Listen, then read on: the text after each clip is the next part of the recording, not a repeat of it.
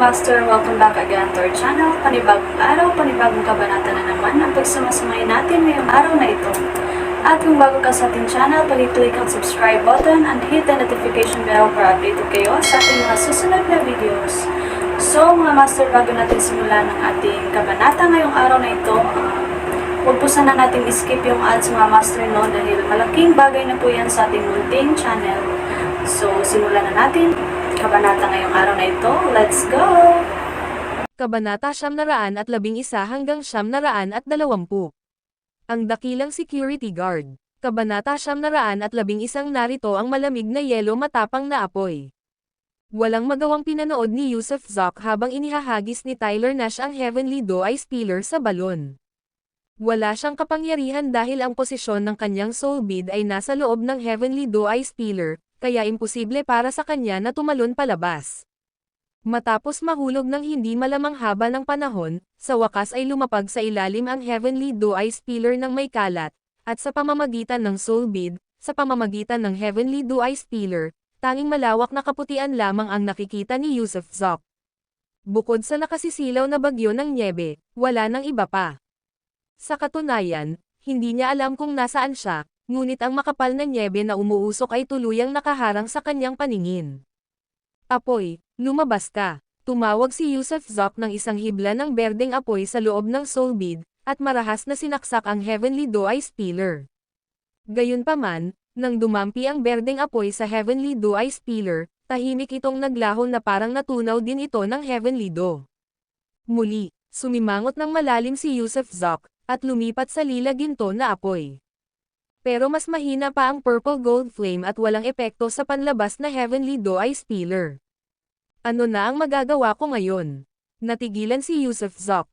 Hindi siya makatalon palabas, at hindi kayang tunawin ng apoy ang matibay na Heavenly Doe Spiller. Anong paraan ang kaya niyang gamitin para masira ang haligi kung gayon? Pangangalap ng mga kaisipan para maging mga sundalo. Hindi siya makapaniwalang ito na ngayon at agad na binago ang anyo ng isang energy light cone, itinusok ito patungo sa Heavenly Doe Spiller. Sa isang bigla, ang energy light cone ay nabasag ng pira-piraso pagkadampi nito sa haligi ng yelo. Ano ba ito? Nagulat si Yusuf Zoc. Hindi gumana ang apoy, gayon din ang mga kaisipan ng gathering na pumasok sa ilaw ng mga sundalo. Ano pa ang iba niyang mga paraan para makawala sa mga gapos na ito? Lumubog ang kanyang puso, at kinailangan din niyang aminin na ang Tyler Nash ngayon ay hindi na ang Tyler Nash ng nakaraan, natagpuan na ng lalaking ito ang kanyang landas, nagkamit ng kayamanan, at nagbago.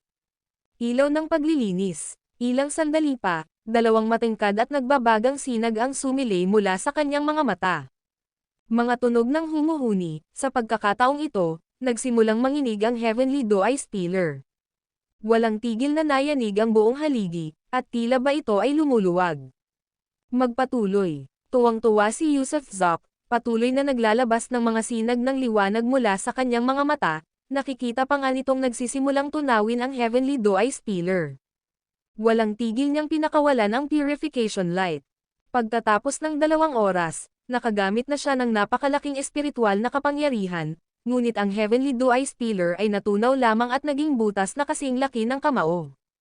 Bukod dito, sa sandaling tumigil ang kanyang purification light, automatikong magbabago ang anyo ng Heavenly Doe Spiller.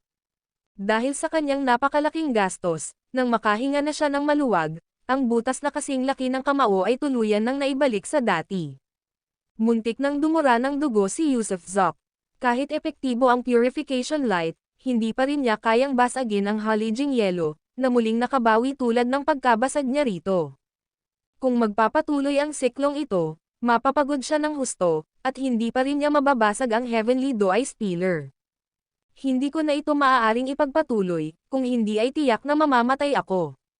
Matinding itinigil ni Yusuf Zoc ang paggamit ng purification light at nag-isip ng iba pang posibleng mga paraan. Tama, ang aking mga purple droplet, na kilala rin bilang Dew of Merit, mabisa kaya ang mga ito. Pinaikit ni Yusuf Zoc ang kanyang mga mata. Ang kanyang mga purple droplet ay sumailalim sa isang kwalitatibong transformasyon, naging Dew of Merit, taglay ang Power of Merit, na may kakayahang buhayin muli ang patay na kahoy, bigyan ng mga espiritu, gawing ginto ang bato, at maging ang pagbabago ng mga bloodline ng Demon Cultivator. Subukan natin. Ito na lang ang huling paraan. Dahil wala nang ibang pagpipilian, agad na pinalo ni Yusuf Zok ang isang Duo of Merit. Gayunpaman, nang dumampi ang Duo of Merit sa panlabas na Heavenly Duo Ice Pillar, isang himala ang agad na nangyari. Para bang may nangyaring kemikal na reaksyon. Nang sandaling dumampi ito sa Duo of Merit, hindi na ito tumigas at naging tubig sa isang iglap, at tuluyang bumagsak sa lupa. Wala na ang haliging yelo. Nabigla si Yusuf Zok nang makita ang eksenang ito at napasigaw sa tuwa. Swish, humakbang siya paaban. Pero, paghakbang pa lang niya, isang matinding sakit ang biglang sumagi sa kanyang isipan, isang sakit na dulot ng automatikong paglawak ng Book of Flame Fire. Habang siya ay sandaling natigilan at nang itinaas niya ang kanyang braso, naputol ito at bumagsak sa lupa, nagkapira-piraso. Natakot ng husto si Yusuf Zok at walang pagdadalawang isip, sumisid siyang muli sa soul bead. Masyadong malamig sa labas, sobrang lamig na halos mamatay siya sa isang iglap. Rehiyong polar, antas 12 rehiyong polar. Nang inig ang anit ni Yusuf Zok. Ito ay ang pagdaragdag ni Tyler Nash ng panggatong sa apoy, hindi niya alam kung patay na si Yusuf Zok, dahil hindi niya ito nakita mismo ng kanyang mga mata, ngunit nakadagdag siya ng seguridad sa pamamagitan ng pagpapadala ng haligi ng yelo sa 12 rehiyong polar na ito sa antas ng 12 antas. Sa makatuwid, kahit hindi namatay si Yusuf Zok sa haligi ng yelo, hindi siya mabubuhay sa antas 12 rehiyong polar na ito. Pangit ang mukha ni Yusuf Zok, at kasabay nito, mabilis na tumubo muli ang naputol niyang braso. Bukod dito, nakita niya ang Heavenly Dew at ang Power of Merit na patuloy na nagre-react sa lupa, na ginagawang lila ang lahat ng Heavenly Dew, na bumubuo ng isang puddle, isang lawa ng lilang tubig na, sa nagyayelong mundong ito, ay hindi nagyelo. Hindi, noong automatikong lumawak ang Book of Flame Fire ngayon lang, ibig sabihin, may isa sa 9 na tunay na apoy dito. Biglang naalala ni Yusuf Zok ang sandaling paglabas niya, ang sandaling pagbukas ng aklat ng apoy, isang senyales ng presensya ng isang kakaibang apoy sa malapit. Sa ganitong kalamag na lugar, mayroon pa ring apoy, maaari kayang ito ang pangatlo sa 9 na true flames, ang Cold Ice Bold Flame. Biglang napataas ang kilay ni Yusuf Zok.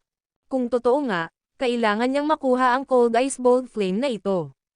Ang divine skill na katumbas ng Cold Ice Bold Flame ay tinatawag na Ice Seal Red Earth. Ang unang dalawang salitang Ice Seal, ay nagpapaliwanag sa kakayahang gamitin ang Cold Ice Bold Flame upang i-freeze ang mga kaaway, bagay, maging ang kalawakan, at ang mundo. Ang pula, ay maaaring bigyang kahulugan bilang isang kulay, ngunit maaari ring mga hulugang apoy, ang pula ay apoy, at ang pulang lupa, ay tumutukoy sa tigang na lupang sinusunog ng apoy, isang kaparangan. Ang ibig sabihin ng Ice Seal Red Earth na magkasama ay, nakakagigil na pagyelo, nagliliyab na pagkasunog, tigang na lupain. Kailangan ko itong makuha, nilalamon ng apoy ang katawan, dobleng apoy. Sa loob ng soul bead, pinakawalan ni Yusuf Zok ang parehong purple gold flame at ang black wind green flame, binalot at mabangis na sinunog ang kanyang katawan, na ginawa siyang isang nagliliyab na figure. Kasabay nito, tumalon ulit siya palabas. Whoosh! Muling bumukas ang Book of Flame Fire, at sa katunayan, nabawasan ang lamig na nararamdaman niya dahil nag-aalab ang kanyang katawan, kaya pansamantalang nilalabanan niya ang lamig. Pero hindi ito maaaring magtagal, hindi hihigit sa 2 minuto. Biglang napagtanto ni Yusuf Zok na ang apoy sa kanyang katawan ay parang malapit ng mamatay dahil sa lamig, hindi na niya kayang tiisin pa. Alam niya na kahit na may kakaibang green flame siya, 2 minuto lang ang itatagal niya sa ganoong lugar.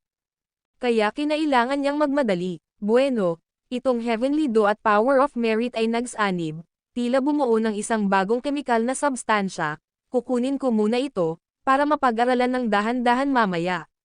Pinitik ni Yusuf Zok ang kanyang mga daliri, at ang puddle ng lilang likido sa lupa ay naging isang dragon ng tubig at hinigop sa kanyang space ring. Siyempre, para makasiguro, natatakot siyang matutunaw ng Heavenly Dew ang singsing niya, kaya inilagay niya ang lahat ng lilang likido sa isang tansong kaldero, na nakuha niya ilang araw na ang nakalipas mula sa isang pagpatay, tila isang ritual na bagay, perpekto para sa paglalagay ng lilang likidong ito. Matapos makuha ang lilang likido, sinundan niya ang sensasyon mula sa Book of Flame Fire at mabilis na lumipad papunta sa kaliwang harapan. Ang video na ito ay edited by Urban Storytelling. Kabanata 912 Selyong Yelo Pulang Lupa. Dahil sa kakulangan ng oras, naging napakabilis ni Yusuf Zok. Sa halos isang kisap mata, tinahak niya ang walang katapusang Ice Sky Snow Wind, dala ang matinding lamig na mabilis na lumilipad patungo sa direksyong nararamdaman ng Book of Flame Fire. Gayunpaman, habang papalapit siya ng papalapit, lalong lumalakas ang Ice Sky Snow Wind, at ang siksik ng nyebe ay mas malakas pa kaysa sa mga patak ng ulan. Sa lugar na ito, hindi niya magamit ang telekinesis, wala siyang makita, at mas malamig pa lalo. Ano yan? Pagkalipas ng halos isang dosenang paghinga, bigla na lang siyang nakakita ng isang bagay sa unahan sa gitna ng kaputian ng nyebe, isang hugis kabute na tuldok ng liwanag. Matapos magsikap na humakbang ng halos 100 hakbang, sa wakas ay nakita niya na isa itong vacuum area, at sa loob ng lugar na iyon, mayroong nagliliyab na puting apoy. Ang Ice Sky Snow Wind sa maniyabing mundong ito ay pinakawalan sa pamamagitan ng pagsiklab ng apoy na ito. Malamig na apoy. Tuwang-tuwa si Yusuf Zok, huminga ng malalim ng ilang beses, kahit na sa ngayon ay pakiramdam niya ay halos nanigas na ang kanyang katawan, ngunit naisip niyang sulit naman ito dahil malapit na niyang makuha ang malamig na apoy na ito. Sunog. Muling sumunog ang Black Wind Green Flame sa kanyang katawan. Matapos bahagyang igalaw ang kanyang mga kamay at paa, agad niyang ginamit ang teknik na Gathering Thoughts into Soldiers para saksak patungo sa hugis kabute na light ring. Gamit ang tunog na puff, nang walang anumang sagabal, ang energy light cone sa kanyang kamay ay direktang tumagos sa mushroom light ring. Walang panganib. Kung gayon, pera na. Hindi na nagdalawang isip si Yusuf Zok. Hindi na siya makakatagal pa, kaya kailangan niyang maging mabilis, determinado, at walang awa, kung hindi ay magyayelo siya at magiging mga pira-piraso sa isang iglap. Humakbang siya patungo sa mushroom light ring. Gayunpaman, habang papasok na siya sa light ring, sa sandaling iyon, agad na nawala ng pakiramdam ang kanyang paa at pagkatapos ay sumabog ng malakas, naging puting nagyayelong pulbos at naglaho. Sus Mariosep, halos mawalan ng malay si Yusuf Zok, at ang kanyang telekinesis ay bumalik sa Soul Summoning Banner. Ang lamig sa loob ng light ring ay sadyang hindi matiis ng mga tao. Huff. Napabuntong hininga si Yusuf Zok sa loob ng Soul Summoning Banner, na mabilis ding nagpapagaling. Kasabay nito, naisip niya kung paano supalan ang malamig na apoy. Maaari bang lumabas ang aklat ng apoy? Pinaikit ni Yusuf Zok ang kanyang mga mata. Kung kaya niyang kontrolin ang Book of Flame Fire para lumabas, kailangan niya lang itong ihagis, at makukuha nito ang Cold Ice Bolt Flame sa loob. Subukan natin. Nag-concentrate siya ng mabuti, itinoon ang kanyang telekinesis, at pagkatapos, kasabay ng isang malakas na ulos, ang tunog ng whoosh, ang Book of Flame Fire ay lumitaw sa kanyang palad, sa anyo ng isang scroll.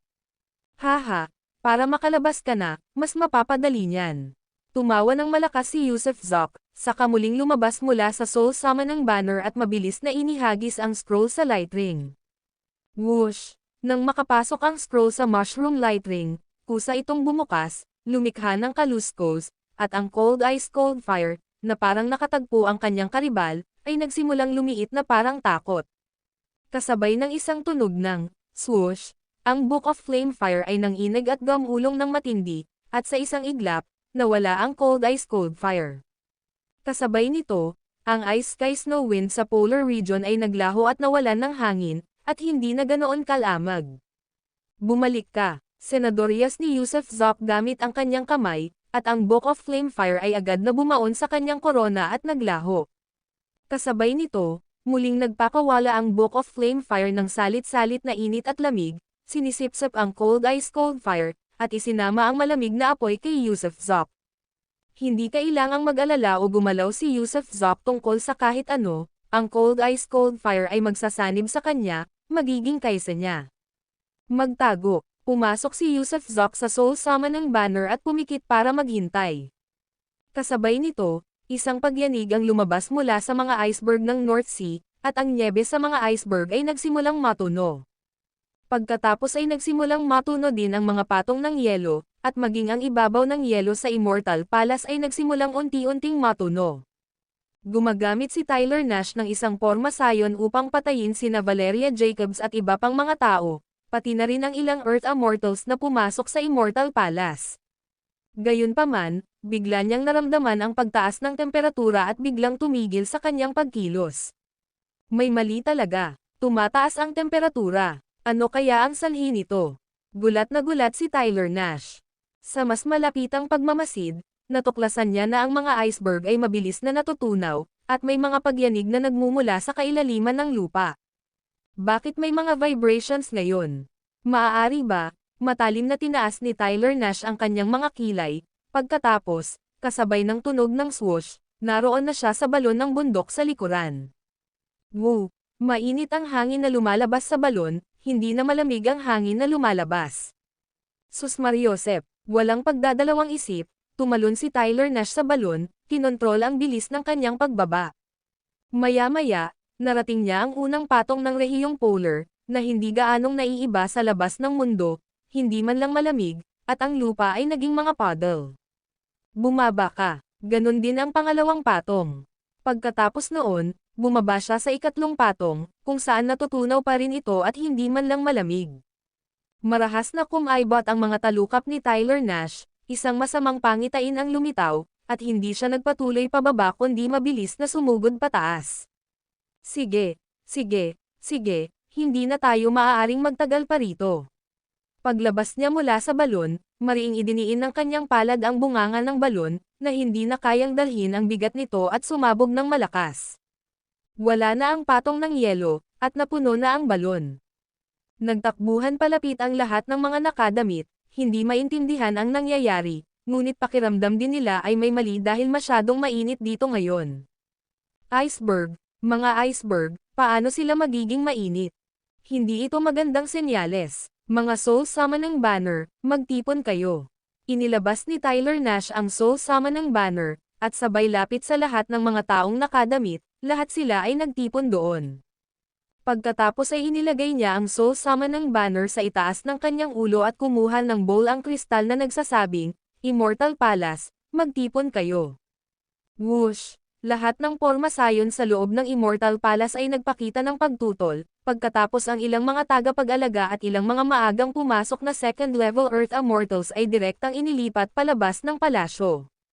Parang nag-aalab ang mga kilay ni Tyler Nash, masyadong naiinip para harapin ang mga tagapag-alaga na iyon. Kaya, nang matipon niya ang Immortal Palace, nilunok niya ang bowl ang kristal, at ang Soul Summoning Banner sa likod ng kanyang ulo ay lumikha ng isang umuugong na tunog bago siya naglaho sa ere. Boom! Pag-alis niya, maraming iceberg ang gumuho, lumulubog ang lupa, nanginginig ang lupa at mga bundok, at ang mga iceberg sa polar ay hindi na malamig kundi painit ng painit.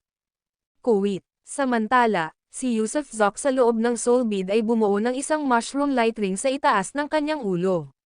Sa simula, ang singsing na ito ng liwanag ay wala pang kalahating metro, ngunit habang tumatagal, ito ay lumalaki ng lumalaki. Nang umabot sa halos 9 na metro ang mushroom light ring, bigla niyang iminulat ang kanyang mga mata dahil sa sandaling iyon, sa ilalim ng epekto ng Book of Flame Fire, tuluyan na siyang nakasama sa Cold Ice Bold Flame. Maaari na niya ngayong gamitin ang Cold Ice Bold Flame para sa kanyang sarili. Lumabas ka. Walang pagdadalawang isip siyang lumabas ng Soul Bead. Ice Seal Red Earth. Hindi na siya makapaghintay na idiin ito gamit ang kanyang palad, at mula sa gitna ng kanyang palad, muling lumitaw ang Mushroom Light Ring, sa pagkakataong ito ay lumawak na sa halos 100 metro, na bumubuo ng isang polar region sa loob ng radius na iyon, na sobrang lamig. Maingat na din naman ni Yusuf Zok ang kanyang paligid at natuklasan na ang pinakamalamig na lugar ay nasa paligid niya. Habang lampas sa 9 na metro ang lamig ay unti-unting hamina, ang pinakamahina sa gilid ng 100 metro ay katulad ng anumang ordinaryong ice sky snowland. Siyempre, kahit na ganoon, ang temperatura sa loob ng 3 metro sa paligid niya ay hindi pa rin kasing baba ng bago niya hinigop ang cold flame. Habang tumataas ang kanyang cultivation level, ang cold ice cold fire ay patuloy na nagbabago, Habang tumataas ang kanyang level, lalong lumalamig ito, at mas lumalaki ang lugar na apektado ng kanyang ice seal red earth. Pero sapat na ito. Ang isang second level earth immortal sa ilalim ng aking ice seal na pulang lupa ay walang dod ang mamamatay. Deklara ni Yusuf Zok na may kinang sa kanyang mga mata. Ang video na ito ay edited by Urban Storytelling. Kabanata 913 mga Buddhist cultivator at lahing dayuhan. Anong nangyayari? Sa itaas ng Beihai Ice Mountain, sina Valeria Jacobs, Winston Cox, at ang iba pang 6 na tagapag-alaga ng landas ay tumingin ng may pandidiri sa mabilis na natutunaw na bundok ng yelo at sa balon ng yelo na naging talon. Sa sandaling ito, wala na roon ang Immortal Palace sa loob ng balon. Hindi lang silang 6, ilang mga ikalabindalawang antas na Earth Immortal, mga alien race Saint Realm Powerhouse, at mga Arhat Strongmen ng Budismo ay nakaramdam din ng patuloy na takot, lahat ay may pangit na ekspresyon sa kanilang mga mukha. Ilang sandali lang ang nakalipas, binabasag nila ang formation sa loob ng Immortal Palace na iyon, nang hindi maipaliwanag na sila ay na-teleport palabas. Pagkatapos, natuklasan nila na ang Beihai Ice Mountain ay natutunaw sa nakababahalang bilis, at kahit ngayon ay umapaw na ang tubig dagat sa yelo. May mga tunog ng pagbibitak na nanggagaling sa loob ng bundok na may yelo, ibig sabihin ay may nabubuong mga bitek o may nagaganap na mga pagguho. Lahat kayo, tingnan ninyo, Jonah Birch. Noon lang, biglang napansin ng mga malalakas na tauhan si Jonah Birch na nakahiga sa ibabaw ng bundok na may yelo, nababalot ng dugo, ang kanyang mga mata ay mapula-pula, at dahil nakuha na niya ang kanyang orihinal na katawan na may 2 pakpak, siya ay nakayuko ng mababa, walang tigil sa pag-ungol. Hindi ba't sinusundan niya si Bryson Campbell? At naroon si Lily Ferry. Saan nagpunta sina Bryson Campbell at Lily Ferry? Maaari kayang namatay sila sa loob. Napansin mo ba, si Jonah Birch ay malubhang nasugatan, mahina ang kanyang aura, at mapatla ang kanyang mukha. Sa katunayan, nagtamo siya ng mga hindi pa naganap na malubhang pinsala. Parang nabali ang kanyang mga pakpak, hindi na siya makalipad. Mukhang mas malala pa ang natamo nilang pinsala.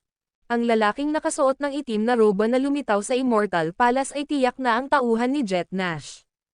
At malamang na nasugatan ang taong ito ni Jet Nash, pero bakit tumakas si Jet Nash sa sobrang takot?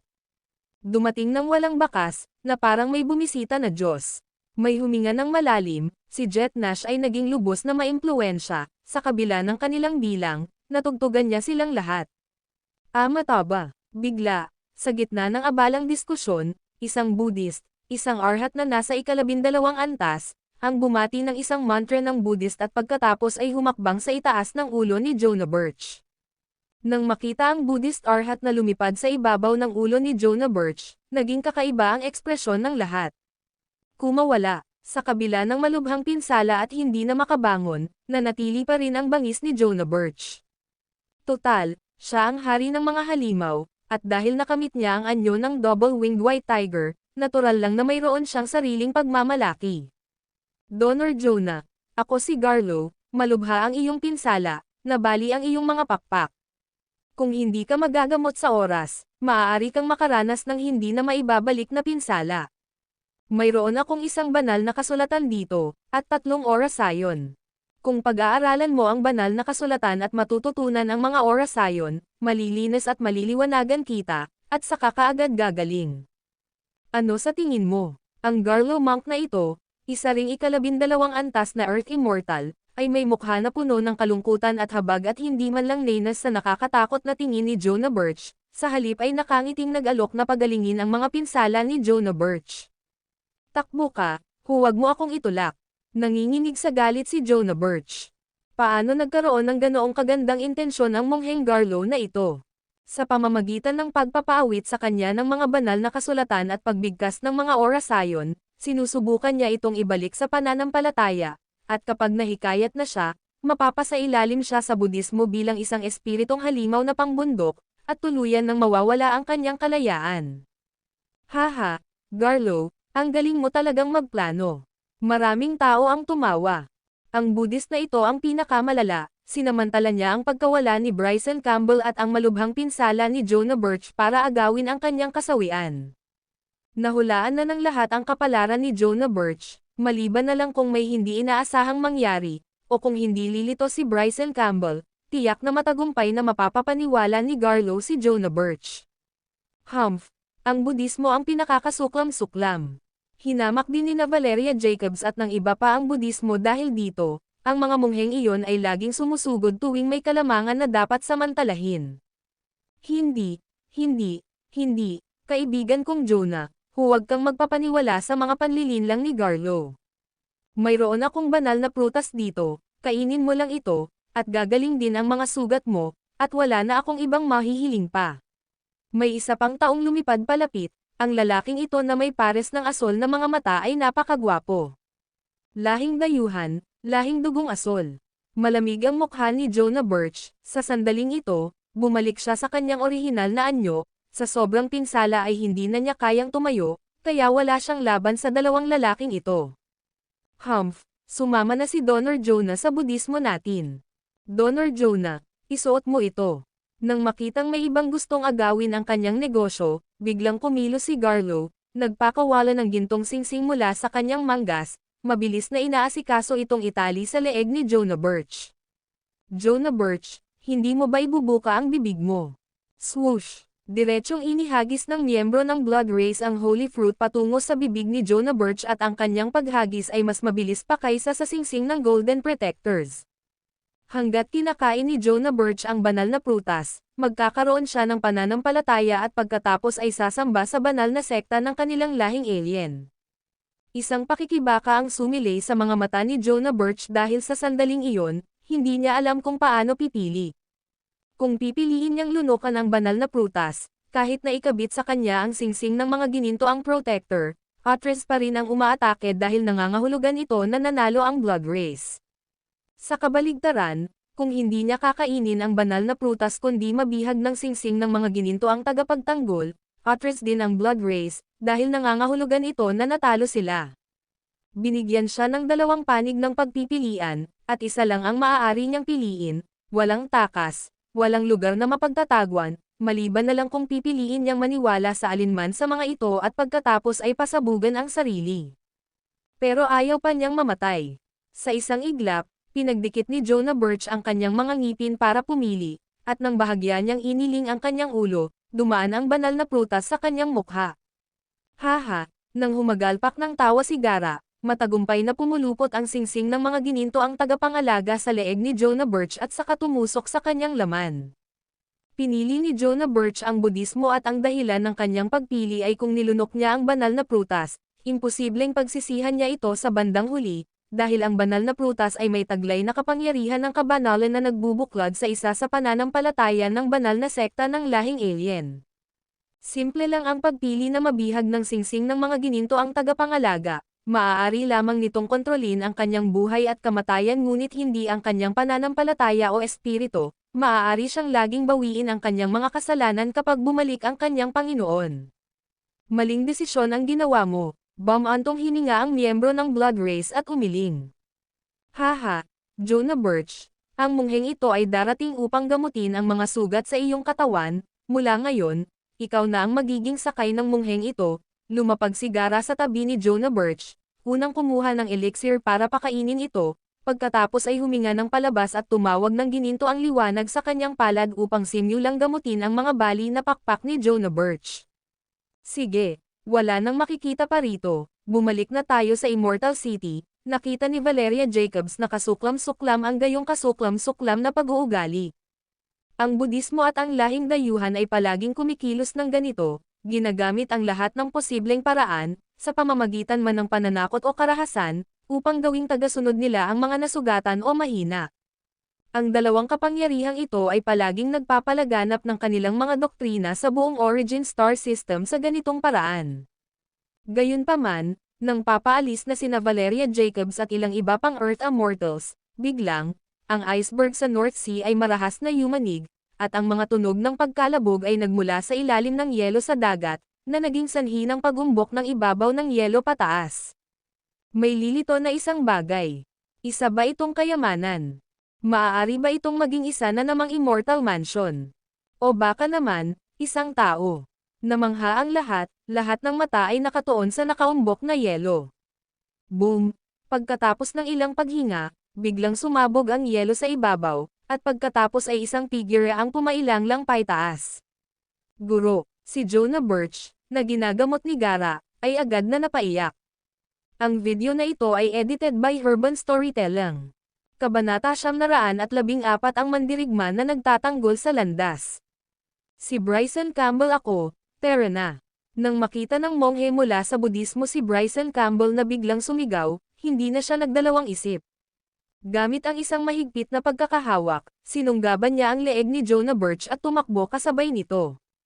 Guro, iligtas mo. Kasabay ng isang swoosh, hindi pa natatapos magsalita si Jonah Birch nang biglang lumipad ang monghe sa ere at tumakas.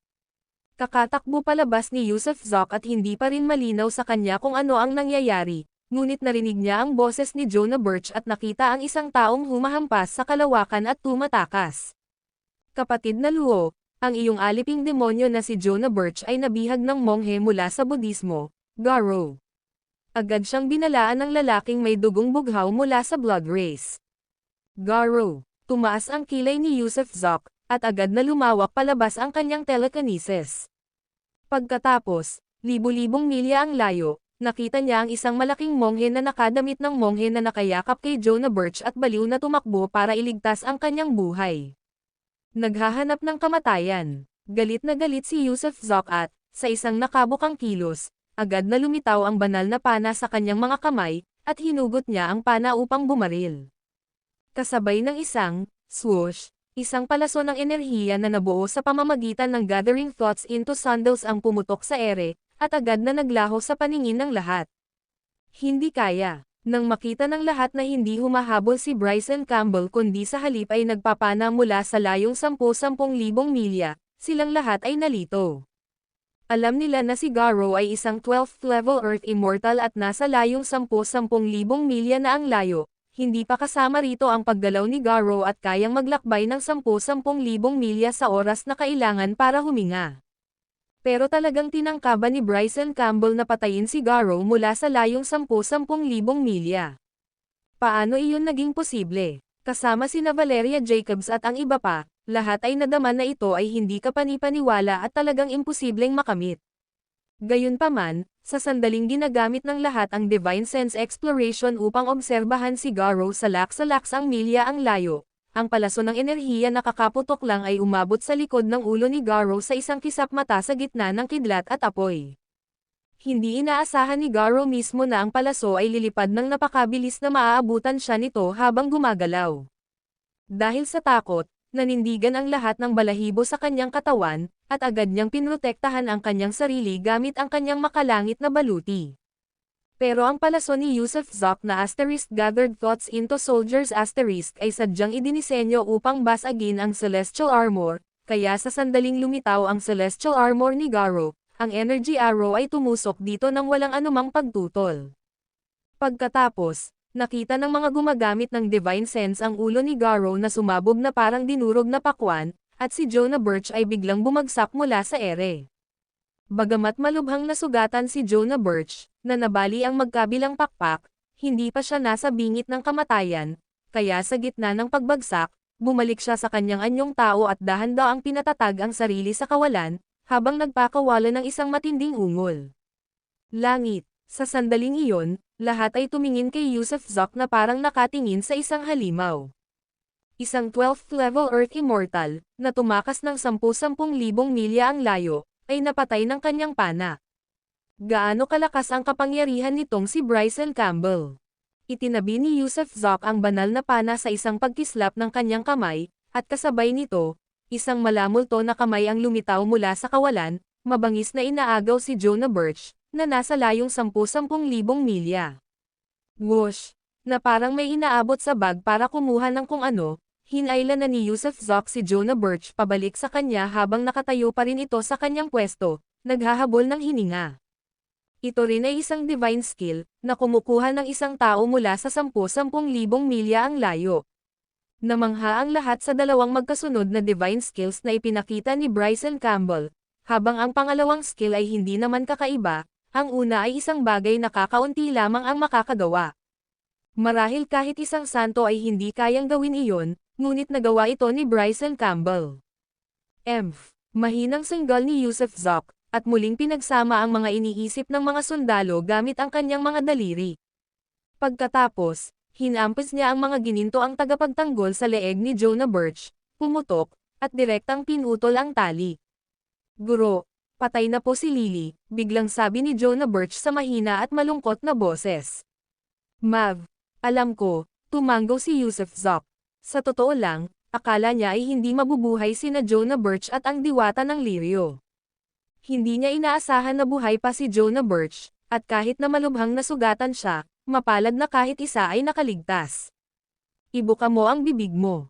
Sumulyap si Yusuf Zoc kay Jonah Birch, na labis na nasugatan kaya hindi na siya makakalipad at mukhang putla-putla, kaya agad niya itong inutusan na ibuka ang bibig.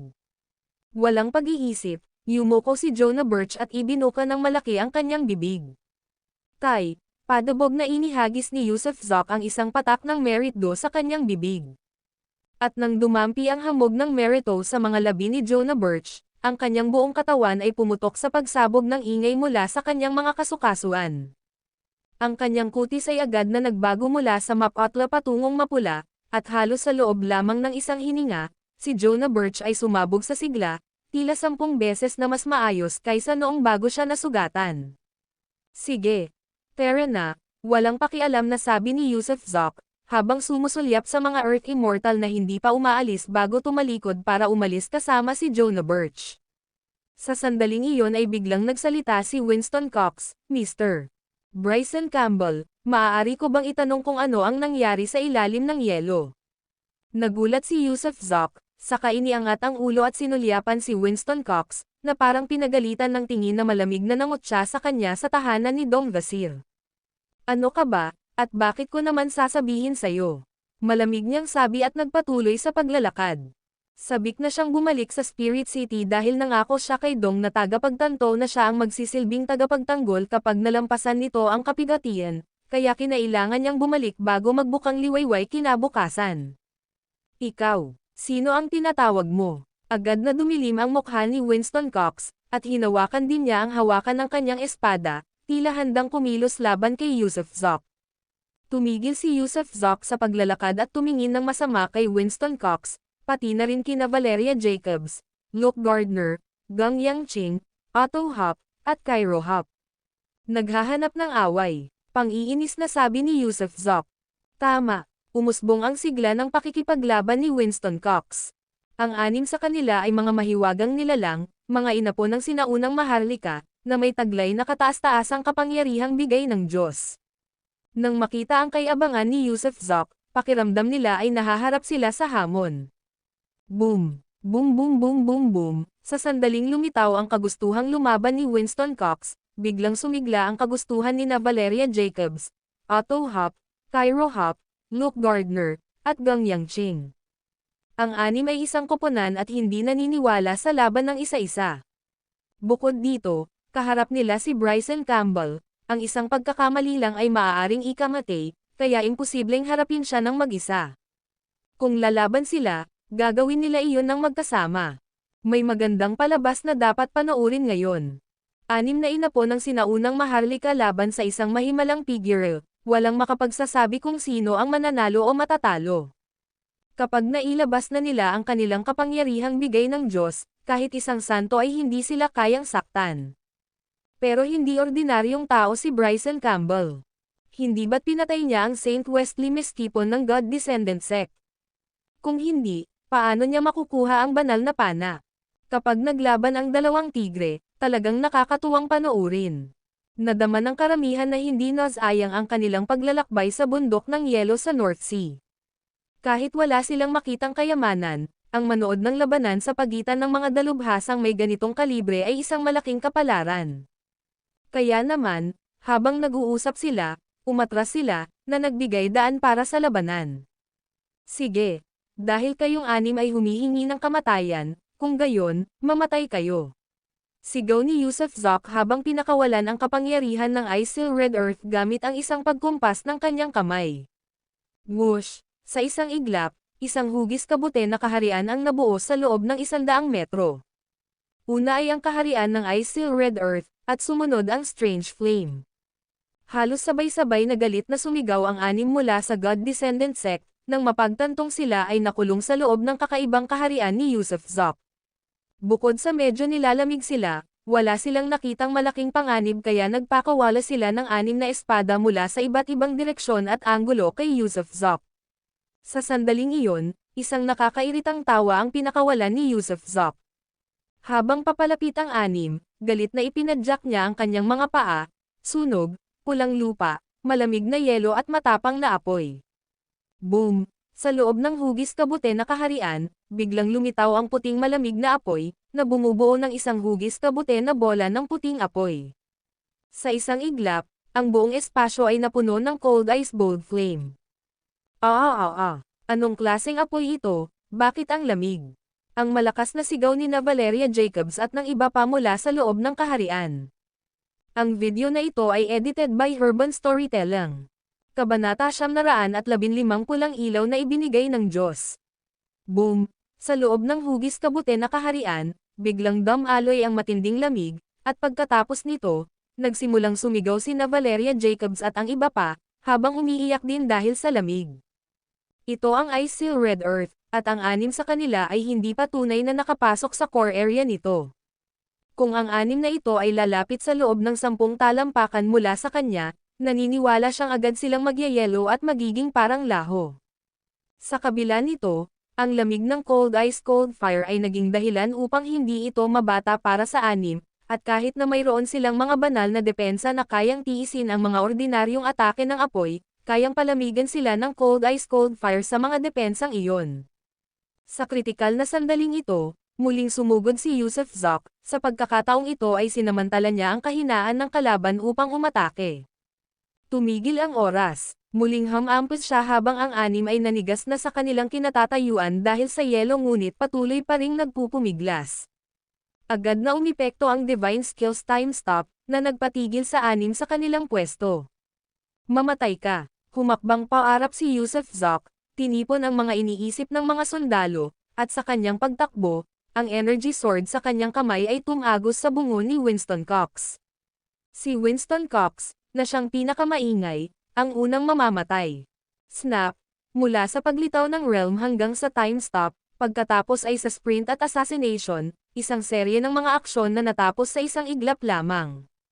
Mabilis, tumpak, at brutal, ang magkakasunod na mga pag-atake ay natapos sa pagbagsak ni Winston Cox. Gayunpaman, habang naghahanda si Yusuf Zop para sa isa pang pagpatay, biglang isang pagsabog ng pulang halo ang sumiklab sa loob ng mga bungo ni Valeria Jacobs at ng 5 pa, at pagkatapos ay ang pulang ilaw ay matalim na tumagos sa kanilang mga katawan, na nagdulot ng marahas na panginginig sa espasyo sa kanilang paligid. Buzz buzz buzz buzz buzz, sa ilalim ng patuloy na mga panginginig, ang time stop ni Yusuf Zop ay naglaho, at ang Ice Seal Red Earth Realm ay nakakagulat ding naglaho. Umakyat, Winston, kapatid. Nako, karapat-dapat kang mamatay, walang sino man sa itaas o sa ibaba ng kalangitan ang makapagliligtas sa iyo. Maglakas loob kang patayin ang aming banal na angkan, walang alinlang ang mapapahamak ka. Liwanag na bigay ng Diyos, magkaisa kayo. Walang humpay na umungal si Valeria Jacobs at ang iba pa, pakiramdam nila ay nahulog sila sa patibong ni Yusuf Zop. Bukod pa rito, masyadong mabilis si Bryson Campbell, kaya napatay si Winston Cox bago pa niya mailabas ang liwanag na bigay ng Diyos, at medyo hindi makatarungan ang kanyang pagkamatay.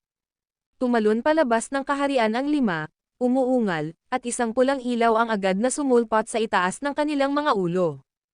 Pagkatapos, parang pagsasama-sama, isang kaharian ng pulang ilaw ang agad na lumitaw at patuloy na lumawak, na sumasaklaw sa lahat ng bagay sa loob ng libu-libong milya sa isang iglap, kahit ang mga manunood lamang ay nabigong makatakas sa pulang espasyong ito. Samantala, naramdaman ni Yusuf Zop ang kapangyarihan ng pulang ilaw, isang puwersang tila mas malakas kaysa sa mga banal na depensa, na naging dahilan upang bumilis ang tibok ng kanyang puso. Sa loob ng kaharian ng pulang ilaw, pakiramdam niya ay nalilimitahan ang kanyang paggalaw, kahit papaano ay mas mabagal, at hindi rin ganoon kabilis ang kanyang reaksyon. Bukod pa rito, mabilis na nauubos ang sarili niyang kapangyarihan, na para bang hinihigop at nilalamon ng pulang ilaw ang kanyang kapangyarihan. Sa kabilang banda, ang kapangyarihan ng natitirang 5 ay lalong lumalakas. At dahil ang mga pumunta para manood ay nasa loob din ng Red Light Realm, isa-isa silang namutla, na may labis na hindi magandang ekspresyon. Sa isang iglap, tila sila ay dumanas ng isang malubhang karamdaman, ang kanilang mga katawan ay walang lakas, ang kanilang panloob na lakas ay mabilis na nauubos at hinihigop ng 5.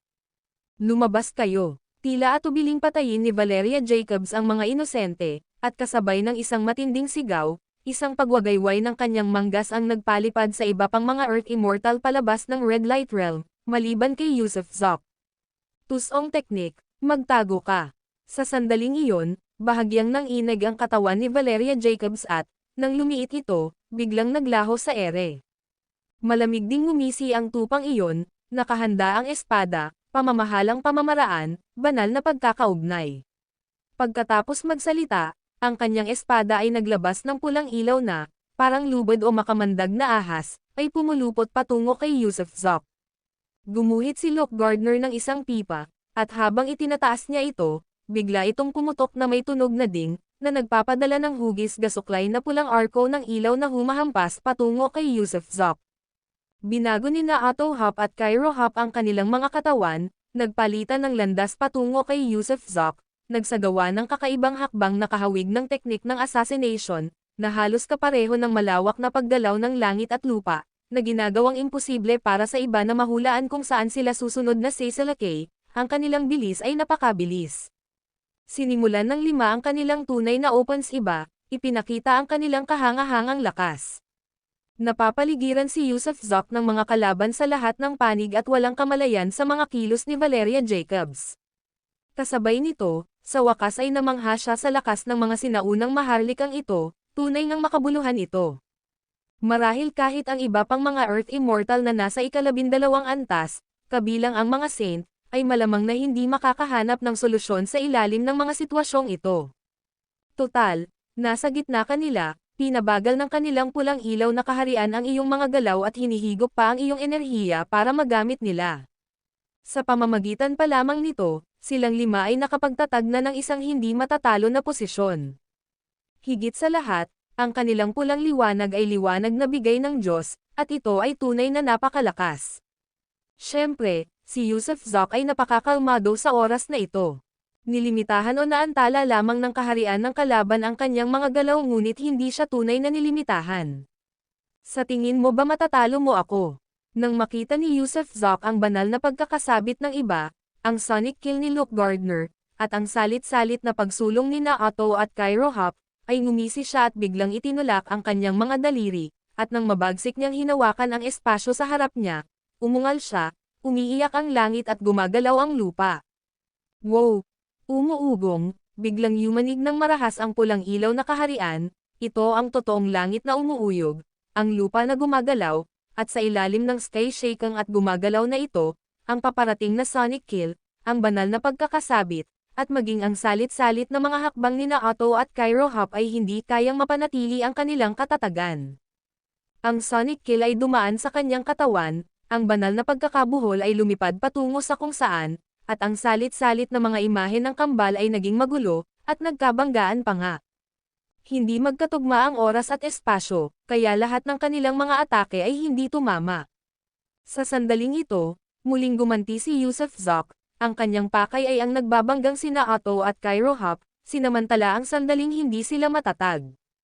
Mabilis niyang hinugot ang kanyang pana at palaso, at pagkatapos ay isang palaso ng malamig at malamig na apoy na nabuo mula sa purong puting liwanag ang agad na lumabas, at tinamaan ang magkapatid na kakabanggalang. Gayunpaman, nang akala ni Yusuf Zok na mapapahamak na ang magkapatid, biglang, habang papalapit ang kanyang puting palaso sa kanilang mga katawan, tumindi ang kanilang pulang liwanag, at pagkatapos ay kasabay ng isang putok, ang pulang ilaw ay tuluyang nabasag ang kanyang puting palaso. Wow! Ang nabasag na puting liwanag ay may dalang matinding lamig pa rin, kaya sa sandaling ito ay nabasag, ang magkapatid na Hop ay agad na naging mga eskultura ng yelo. Pero ginawa lamang silang mga eskultura ng yelo, pinalamig ang mga ito sa kanilang lugar nang hindi kinukulong ang kanilang mga buhay. Maaaring harangan ng pulang ilaw ang kanyang atake. Samantala, habang nagtataka si Yusuf Zok, Bigla niyang naramdaman ang isang matinding panganib na papalapit, naramdaman pa niya ang malamig na simoy ng hangin sa kanyang leeg, isang taong tahimik na nagmumula sa likuran upang patayin siya. Si Valeria Jacobs iyon, ang babaeng nagtago, at ngayon ay ginagamit na ang kanyang devious technique. Ang video na ito ay edited by Urban Storytelling. Kabanata 916 na 5 patay, isa ang sugatan. Nanginig ang buong katawan ni Yusuf Zak dahil, sa sandaling iyon, naramdaman niya ang pagdating ng kamatayan. Ang devious technique ni Valeria Jacobs ay tunay na nakakatakot. Hindi siya makita o maramdaman ni Yusuf, ngunit dumating na ang kanyang nakamamatay na pag-atake. Wala siyang oras para pag-isipan ito at wala siyang paraan para kontrahin ito. Ang tanging pagpipilian niya ay gamitin ang telekinesis para agad na maglaho, at bumalik sa kanyang soul bead. Whoosh! Isang guhit ng pulang ilaw ang dumaan sa lugar kung saan siya nawala, at ang figure ni Valeria Jacobs ay kumislap bago muling nawala, na parang hindi siya kailanman napunta roon.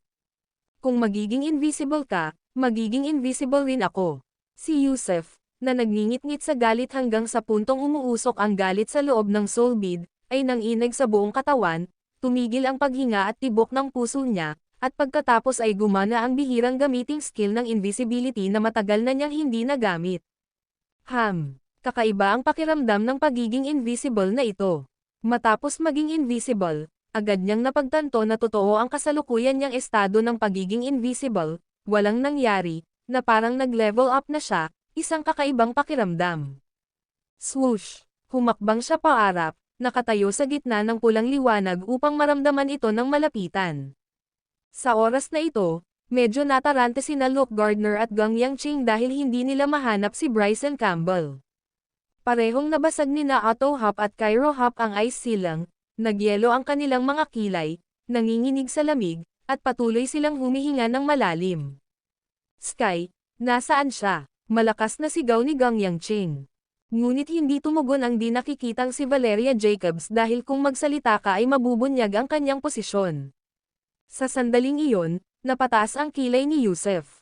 Kahit sa loob ng kanilang kaharian, hindi pa rin nila siya matukoy, tila ang kanyang espesyal na kakayahan na, invisible, ay talagang umunlad at lumakas.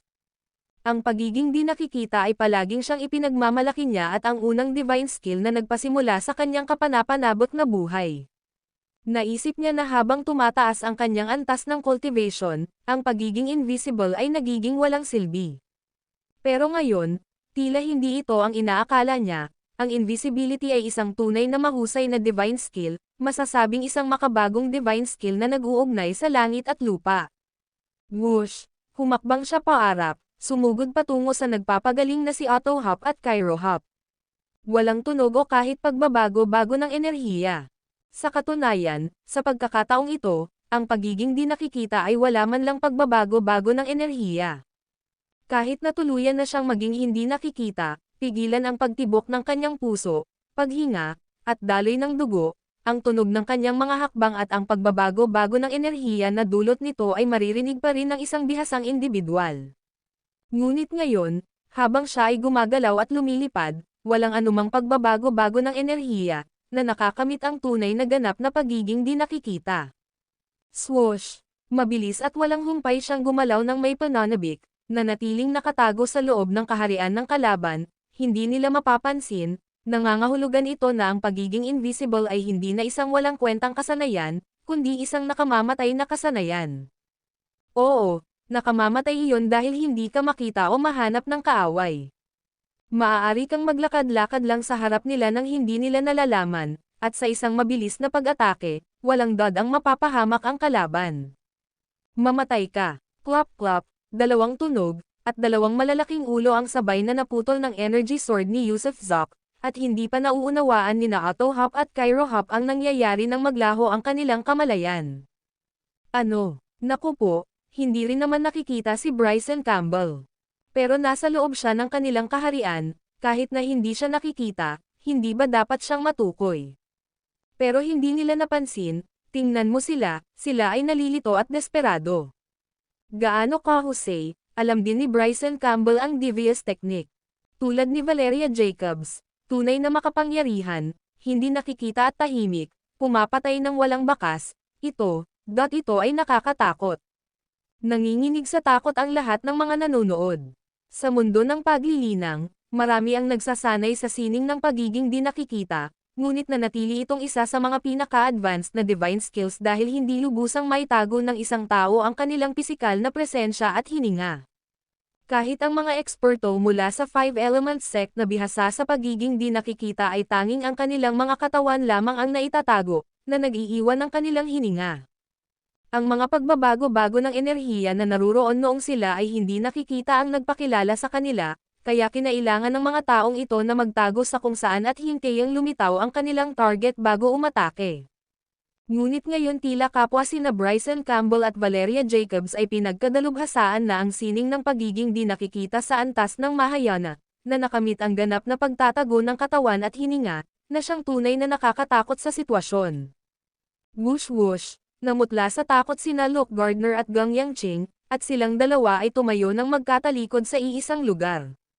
Samantala, nagtanong si Luke Gardner ng may malungkot na mukha, "Sky, anong nangyayari? Hindi ikaw ang may gawa, di ba?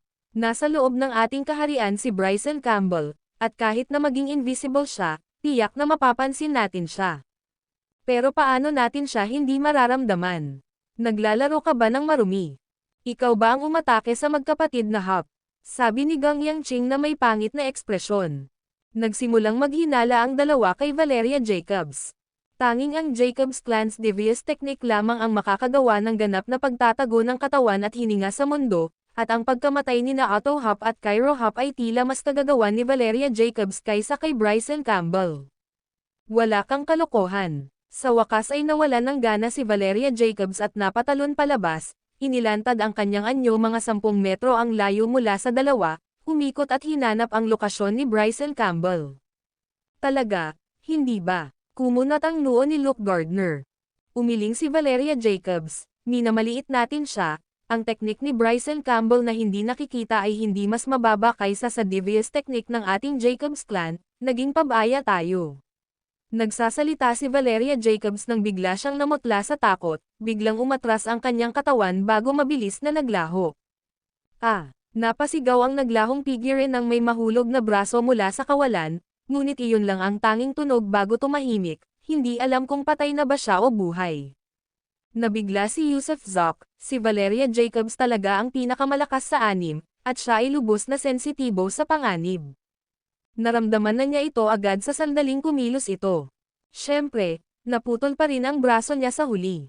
Kasabay nito, napagtanto ni Yusuf Zoc na ang tinatawag na kapangyarihang bigay ng Diyos ay walang halaga sa ilalim ng kanyang energy sword na nabuo sa pamamagitan ng pag-ipon ng mga kaisipan sa mga sundalo, na kayang kontrahin ang parehong kapangyarihang banal at kapangyarihang bigay ng Diyos.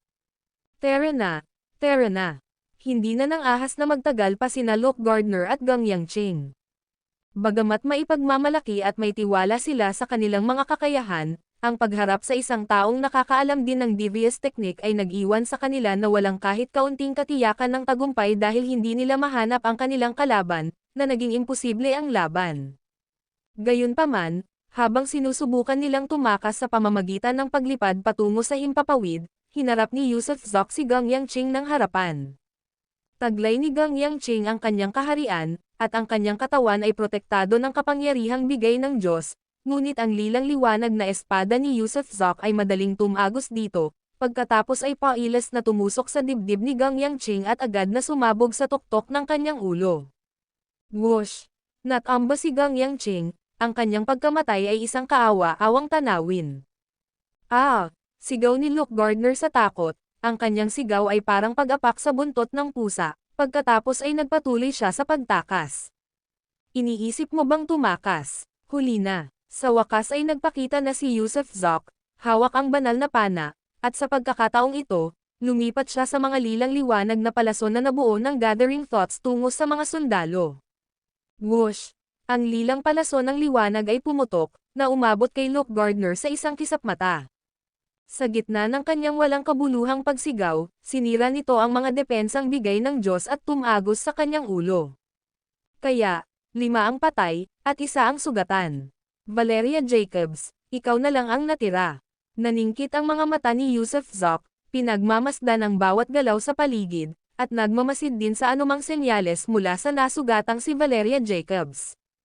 Ang video na ito ay edited by Urban Storytelling.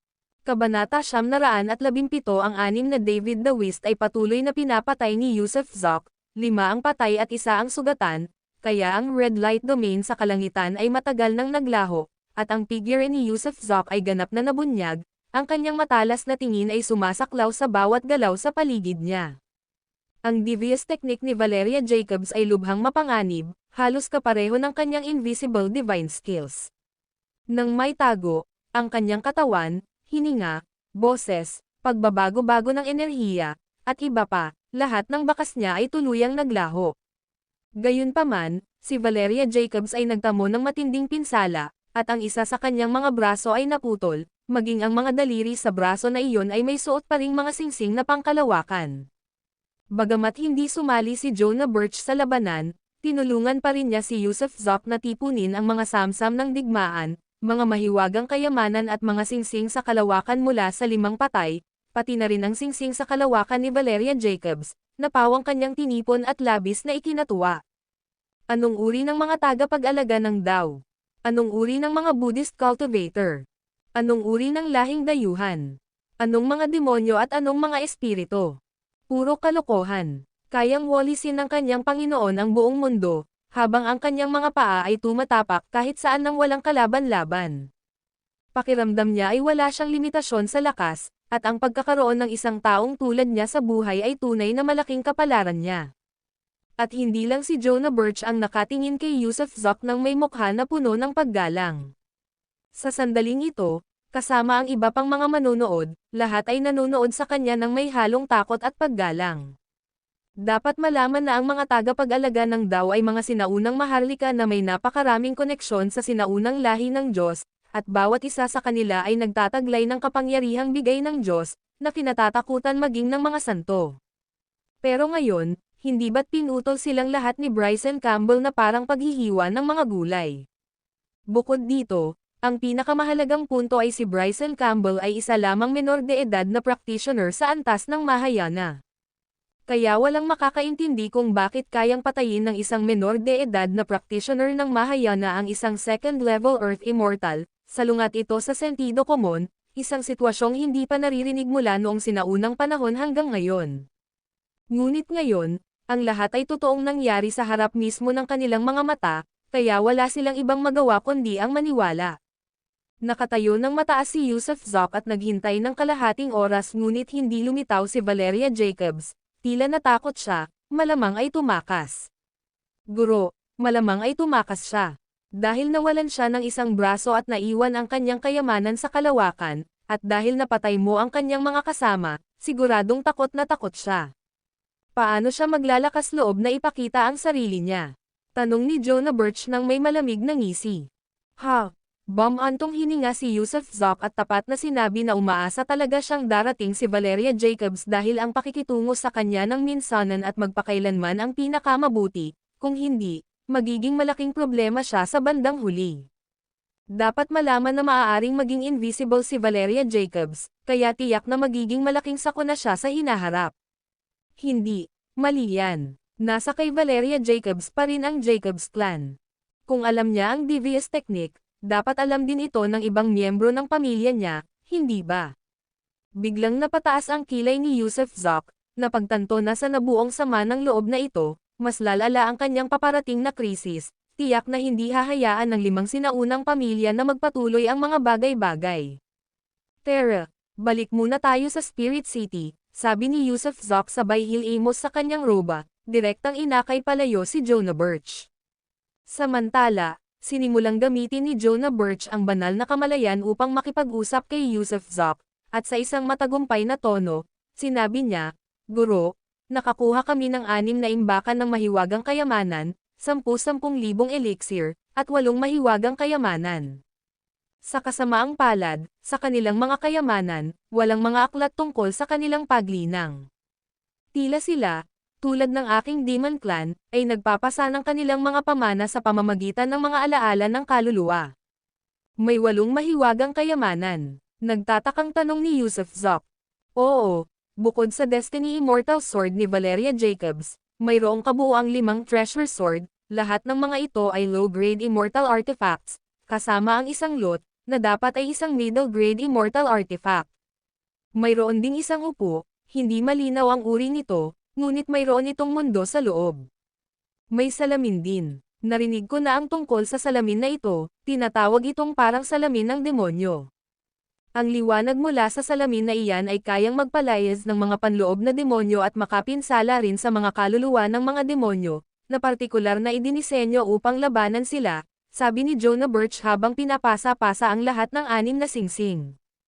Sige, kinuha ni Yusuf Zok ang singsing, mabilis na sinuri ang 6 na singsing, tinipon ang lahat ng 8 immortal artifact sa sarili niyang singsing, at pagkatapos ay ibinalik ang 6 na singsing kay Jonah Birch.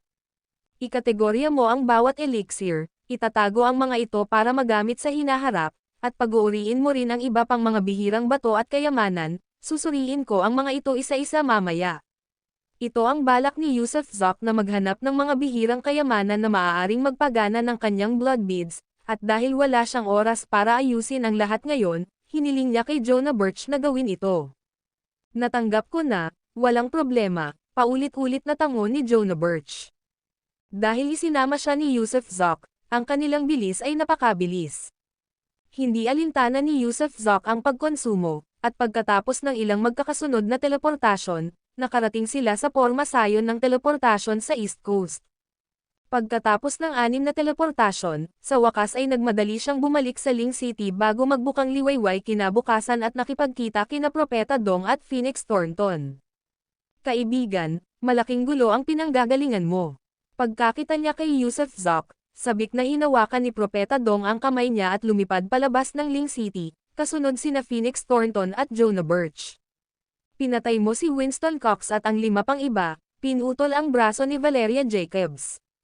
Tiyak na haharapin mo ang matinding paghihiganti ng 5 sinaunang pamilya. Bakit ka naging ganoon kawalang ingat? Hayaan mong sabihin ko sa iyo, ang 5 sinaunang pamilya ay mga inapo ng isang sinaunang pamana, sa loob ng kanilang mga lahi ay naninirahan ang mga makapangyarihang nilalang, mga nilalang na hindi umaakyat sa immortalidad o namamatay, nagkukubli palayo sa mundo tulad ng mga walang kamatayang halimaw, kaya ngayong napatay mo na ang kanilang mga natatanging inapo, tiyak na lalabas sila upang patayin ka. Ang bilis mo namang nalaman yan. Ang bilis talaga kumalat ng balita sa Central Star. Natatawang sagot ni Yusuf Zok. Kalokohan, noong nakikipag-away ka kina Valeria Jacobs at sa iba pa, may mga tao mula sa Lingtong Pavilion na naroon, at ibino-broadcast ang kaganapan ng live. Ang bawat galaw at divine skills na ginamit mo ay ikinalat ng mga tao ng Lingtong Pavilion, at hindi mabilang na mga individual ang nakakaalam tungkol sa sitwasyon ng iyong labanan ng sabay-sabay. Pero paano naman ang kakayahan mong maging invisible? Iyan din ba ang mapanlinlang na teknik ng Jacobs Clan? Mausisa na tanong ni Propeta Dong. Iyan ang sarili kong divine skill, katulad ng devious technique ng Jacobs Clan, pero dapat ay may malalaking pagkakaiba. Gayunpaman, alam mo ba ang mga partikular na detalye ng mapanlinlang na teknik ng Jacobs Clan? May alam ako, buntong hininga ni Propeta Dong. Ang devious technique ng Jacobs Clan ay hindi lamang kinabibilangan ng pagiging invisible kundi pati na rin ng assassination, transformation, at illusion god technique, na may kabuuang 4 na divine skills. Ang banal na kasanayan ng pagiging hindi nakikita, gaya ng nakita mo, ay tuluyang naglalaho sa presensya ng isang tao, na nagpapahintulot sa kanya na gumalaw sa tabi mo nang hindi napapansin. Gayunpaman, ang teknik na ito ay may disbentaha, ang tagal ng pagiging invisible ay natutukoy ng lakas ng cultivation realm at hindi posible na manatiling invisible magpakailanman. Tulad ni Valeria Jacobs, maaari siyang manatiling nakatago ng hindi hihigit sa 4 na oras, at kung gusto niyang patuloy na maging hindi nakikita pagkatapos noon, kailangan niyang maghintay pa ng 24 na oras. Pinaikit ni Yusuf Zok ang kanyang mga mata. Ito ay eksaktong kapareho ng kanyang mga nakaraang karanasan sa pagiging invisible kung saan maaari siyang manatiling hindi mapansin sa loob ng ilang minuto o ilang oras at magagawa lamang ito ng ilang beses bawat araw, pagkatapos nito ay kinailangan niyang maghintay ng isang buong araw upang magpatuloy. Halos kapareho ito ng teknik ng Jacobs Clan. Gayunpaman, para sa kanya ngayon, Ang tagal ng pagiging invisible ay tumagal ng walang katiyakan, at hindi niya alam kung gaano katagal siya maaaring manatiling invisible, marahil ay maaari itong tumagal ng maraming taon o kahit dekada. Nagpatuloy si Prophet Dong, hindi na kailangang sabihin pa ang pangalawang kasanayan ng devious technique, ang assassination, pero hayaan ninyong pag-usapan ko ang tungkol sa transformation at illusion god technique. Medyo misteryoso ang transformation divine skill, sinasabing kapag na-cultivate na ang isang tao sa Mahayana realm, maaari siyang magbago at maging ibang bagay, tulad ng mga bato, puno, o iba't ibang halimaw at iba pa. Ito ay isang banal na sining na ipinagkaloob ng sinaunang lahi ng Diyos, na binubuo ng 18 pagbabago. Pero hanggang ngayon, hindi ko pa rin sila nakikitang magbago. Ang illusion god technique ay nangangahulugan na maaari nilang atakihin ang iyong kaluluwa gamit ang divine sense attacks. Ginagamit nila ang illusion god technique para lumikha ng lahat ng uri ng maling realidad sa loob ng iyong kaluluwa, na maaaring humantong sa iyong pagkawasak. 18 teknik sa pagbabago. Hindi nag-alala si Yusuf Zok tungkol sa illusion god technique, ngunit medyo nabigla sa teknik ng pagbabago. Ang video na ito ay edited by Urban Storytelling. Kabanata 918 putulin ang mga ugnayang mortal. Hindi inakala ni Yusuf Zok na ang devious technique ay magkakaroon ng 4 na divine skills, na isa na pala rito ay ang 18 uri ng divine transformation skills.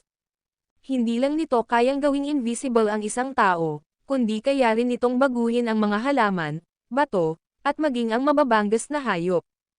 Pakiramdam niya ay hindi kapanipaniwala ito at kasabay nito, naging mabigat ang kanyang kalooban, dahil sa ganitong pundasyon, ang 5 sinaunang tribo ay tiyak na magiging mabigat na kalaban sa hinaharap, marahil ay magkakaroon nga ng masalimuot na ugnayan sa mga sinaunang Diyos. Siyempre, ngayong umabot na sa puntong ito ang lahat, dahil na-offend na niya ang 5 sinaunang tribo, wala na siyang ibang magawa. Pagdating ng panahon, lakas lang ang kaya niyang salubungin at harapin ang mga bagay-bagay kung kailan ito darating. Ganito pa rin ang sinasabi ko, huwag kang masyadong maging kapansin-pansin, kung hindi ay may darating na sakuna. Bumantong hininga ng malalim si Phoenix Thornton at sinabing, "Naiintindihan ko, Senior, saan ka tatawid sa kapigatian?" Tanong ni Yusuf Zok, habang nakayuko at magkahawak ang mga kamay. "Sumama ka sa akin," umiling si Phoenix Thornton at saka pinangunahan si Yusuf Zok at ang ilan pang iba papunta sa teleportation formation, pagkatapos ay tumungo patimog. Sa pinakatimog, may isang malaking lawa. Habang lumilipad ang grupo ng 4 sa ibabaw ng walang hanggang lawa ng tubig tabang na ito, si Phoenix Thornton ang nagkusa na magpaliwanag, ang lawa na ito ay tinatawag na Dragon's Rest Lake. May mga bali-balita na noong unang panahon, isang gininto ang dragon na may 5 kuko ang nakamit ang pag-akyat dito. Sa makatuwid, ang lawa na ito ay simbolo ng magagandang palatandaan, at maraming magsasaka ang pumipili sa lugar na ito upang tawirin ang kanilang kapigatian. Tunay ngang mataas ang tsansa ng pag-akyat dito. Kung gayon, ako ang magsisilbing tagapagtanggol sa malapit. Sabihin mo na ang anumang kailangan mong sabihin kay Thornton ngayon, Birch, umatras na tayo. Alam ni Yusuf Zok na sina Phoenix Thornton at Phoenix Thornton ay tiyak na may pag-uusapan, kaya't ibinalik niya si Jonah Birch, kahit na si Jonah Birch ay nagbagong anyo sa kanyang tunay na anyo, patuloy na umuungol ng mahina, pinipigilan ang sinuman na lumapit sa lugar na ito. Marahil dahil nakapagbigay na ng impormasyon si Phoenix Thornton kay Phoenix Thornton kanina, bumulong lamang si Phoenix Thornton ng ilang salita sa tainga ni Phoenix Thornton. Pagkatapos, nagsimulang umatras si Phoenix Thornton habang ang katawan ni Phoenix Thornton ay nanginig ng isang beses, at ang langit ay agad na dumilim dahil sa makakapal na ulap, kumikislap na kidlat, at dumadagandong na kulog. Lumipad si Yusuf Zok sa tabi ni Phoenix Thornton, habang si Phoenix Thornton ay may pulang mga mata at may mga luhang pumapatak sa kanyang mga mata. Hindi mo kailangang mag-alala, dapat ligtas si Senior Thornton. Bukod pa rito, tatawiran ninyo ang kapigatian patungo sa pag-akyat sa loob ng 3 buwan, at pagkatapos ay makikita ninyo siya, pang-aliw ni Yusuf Zok. Kahit na magkita tayong muli, sino ang nakakaalam kung ano ang magiging pakiramdam, sabi ni Phoenix Thornton ng may luhang mga mata, ang element world ay hindi katulad dito. Pagkatapos ng ating pag-akyat, papasok tayo sa mundo ng mga elemento ng walang anumang mga patakaran, at ang mundo ng mga elemento ay libu-libong beses na mas malaki kaysa rito. Hindi alam ni Yusuf Zop kung paano pa siya aaliwin. Nililinang ang tunay na sarili tungo sa ganap na kalayaan, ngunit sa huli, kailangan harapin ang mga paghihiwalay at pamamaalam ng buhay at kamatayan. Bigla siyang natahimik dahil hindi niya alam kung paano niya itutuloy ang sarili niyang landas sa hinaharap. Bumagsak ang Immortal Tribulation ni Phoenix Thornton, na binubuo ng 9 na napakalakas na alon. Ang ganitong uri ng Immortal Tribulation ay mas malakas kaysa sa alinman sa mga nakaraang 9 Heavens Tribulation, at dahil sa napakalaking enerhiya ng Immortal Tribulation na ito, kakaunti ang matagumpay na nalampasan ito, kung hindi ay hindi magkakaroon ng napakaraming Earth Immortals sa mundong ito. 9 na alon ng Immortal Tribulation ay maaaring mukhang maliit lamang, ngunit ang bawat alon ay nakamamatay. Marami ang hindi man lang nakayanan ang kahit isang alon, kaya kinailangan nilang maging Earth Immortals sa lupa. Mabuti na lang at nakita ni Yusuf Zop na mukhang panatag ang loob ni Phoenix Thornton, at nakaya niyang tiisin ang 5 alon sa isang iglap. Sa ika-6 na alon, kumuha siya ng balat ng pagong at inilagay ito sa itaas ng kanyang ulo. Ang ika-6 na alon ng Immortal Tribulation ay tumama sa balat ng pagong, at si Phoenix Thornton ay hindi nasaktan. Ligtas siya sa ika-7 bagzo. Sa ika-8 alon, nabasag ang balat ng pagong, at ang lakas ng kulog ay agad na nagpasiklab sa katawan ni Phoenix Thornton, dahilan para ito ay masunog ng matindi. Ang apoy ay marahil isang immortal na apoy, dahil kahit anong pilit ni Phoenix Thornton na apulahin ito, hindi niya maapula ang apoy. Nang sandaling iyon, dumating ang ika-9 na Immortal Tribulation, at agad na nakita ni Yusuf Zop ang isang manipis na lilang sinag sa loob nito. Tinamaan ng kulog ang nasusunog na katawan ni Phoenix Thornton, at ang lilang sinag na iyon ay direktang tumama sa espiritual na tuktok ni Phoenix Thornton. Sa sandaling pumasok ang lilang liwanag sa kanyang espiritual na tuktok, agad na natigilan si Phoenix Thornton at pagkatapos ng sunod-sunod na malalakas na pagsabog sa kanyang katawan, mabilis siyang bumagsak. Anong nangyayari? Napasinghap si Yusuf sa gulat at humakbang pasulong, balak iligtas si Phoenix Thornton. Gayunpaman, nang sandaling iyon, biglang sumigaw si Phoenix Thornton, "Huwag, huwag kang lalapit." Habang sumisigaw, lumipad siya sa harap ni Yusuf at mahigpit na hinawakan ang braso nito. Bakit? Desperado na si Yusuf. Nang mga sandaling iyon, ang katawan ni Phoenix Thornton ay sunog na itim, ang kanyang mga buto ay kitang-kita dahil sa pagkasunog, at ang lilang liwanag na iyon ay mabilis na naglalaho ng kanyang puwersa ng buhay, kaya wala ng oras na dapat sayangin sa pagliligtas sa kanya. Huwag! Umiling si Phoenix Thornton habang umiiyak, ang huling kapighatsang ito, na kilala rin bilang Mortal Ties Tribulation, ay sumusubok kung ang puso ng iyong paghahanap ay hindi natitinag. Kung malalampasan niya ito bago tuluyang masunog ang kanyang katawan at maging abo, aakyat siya. Kung hindi, kung masunog ang kanyang katawan at hindi pa siya nagising, mamamatay siya. Naranasan na niya ang Mortal Ties Tribulation, siya lang ang makakapagligtas sa sarili niya ngayon. Patuloy na umiiling si Phoenix Thornton, dahil ang kapighatsang ito ay lubhang mapanganib. Mortal Ties Tribulation, anong ibig sabihin yan? Kumunat ang noo ni Yusuf. Tao man tayo o mga demon cultivator, o kahit mga ordinaryong mortal, lahat tayo ay gumugulong sa mundo ng mga mortal, nakararanas ng iba't ibang buhay at emosyon.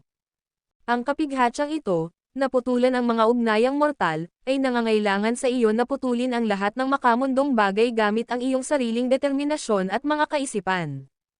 Kung hindi mo sila maputol, mamamatay ka, kung kaya mo, mabubuhay ka. Ibig mong sabihin ay putulin ang lahat ng emosyon, putulin ang sarili mong buhay. Gulat na bulalas ni Yusuf. Narinig ko ang sabi ng tatay ko, para umangat, dapat mong talikuran ang lahat.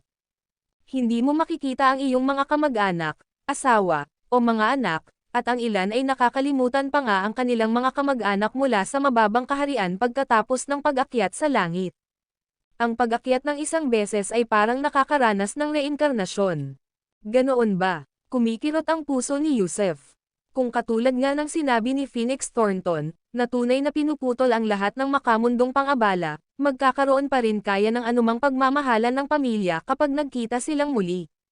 Sabi ni Ama, maraming ilusyon ang lilito sa huling kapighatyang ito, at sa ilang mga ilusyon, ang tagumpay ay nangangahulugan ng pagpatay sa sarili mong malalapit na kamag-anak. Kaya naman napakapanganib ng kapighatyang ito, paano mo nagawang saktan ang sarili mong pamilya?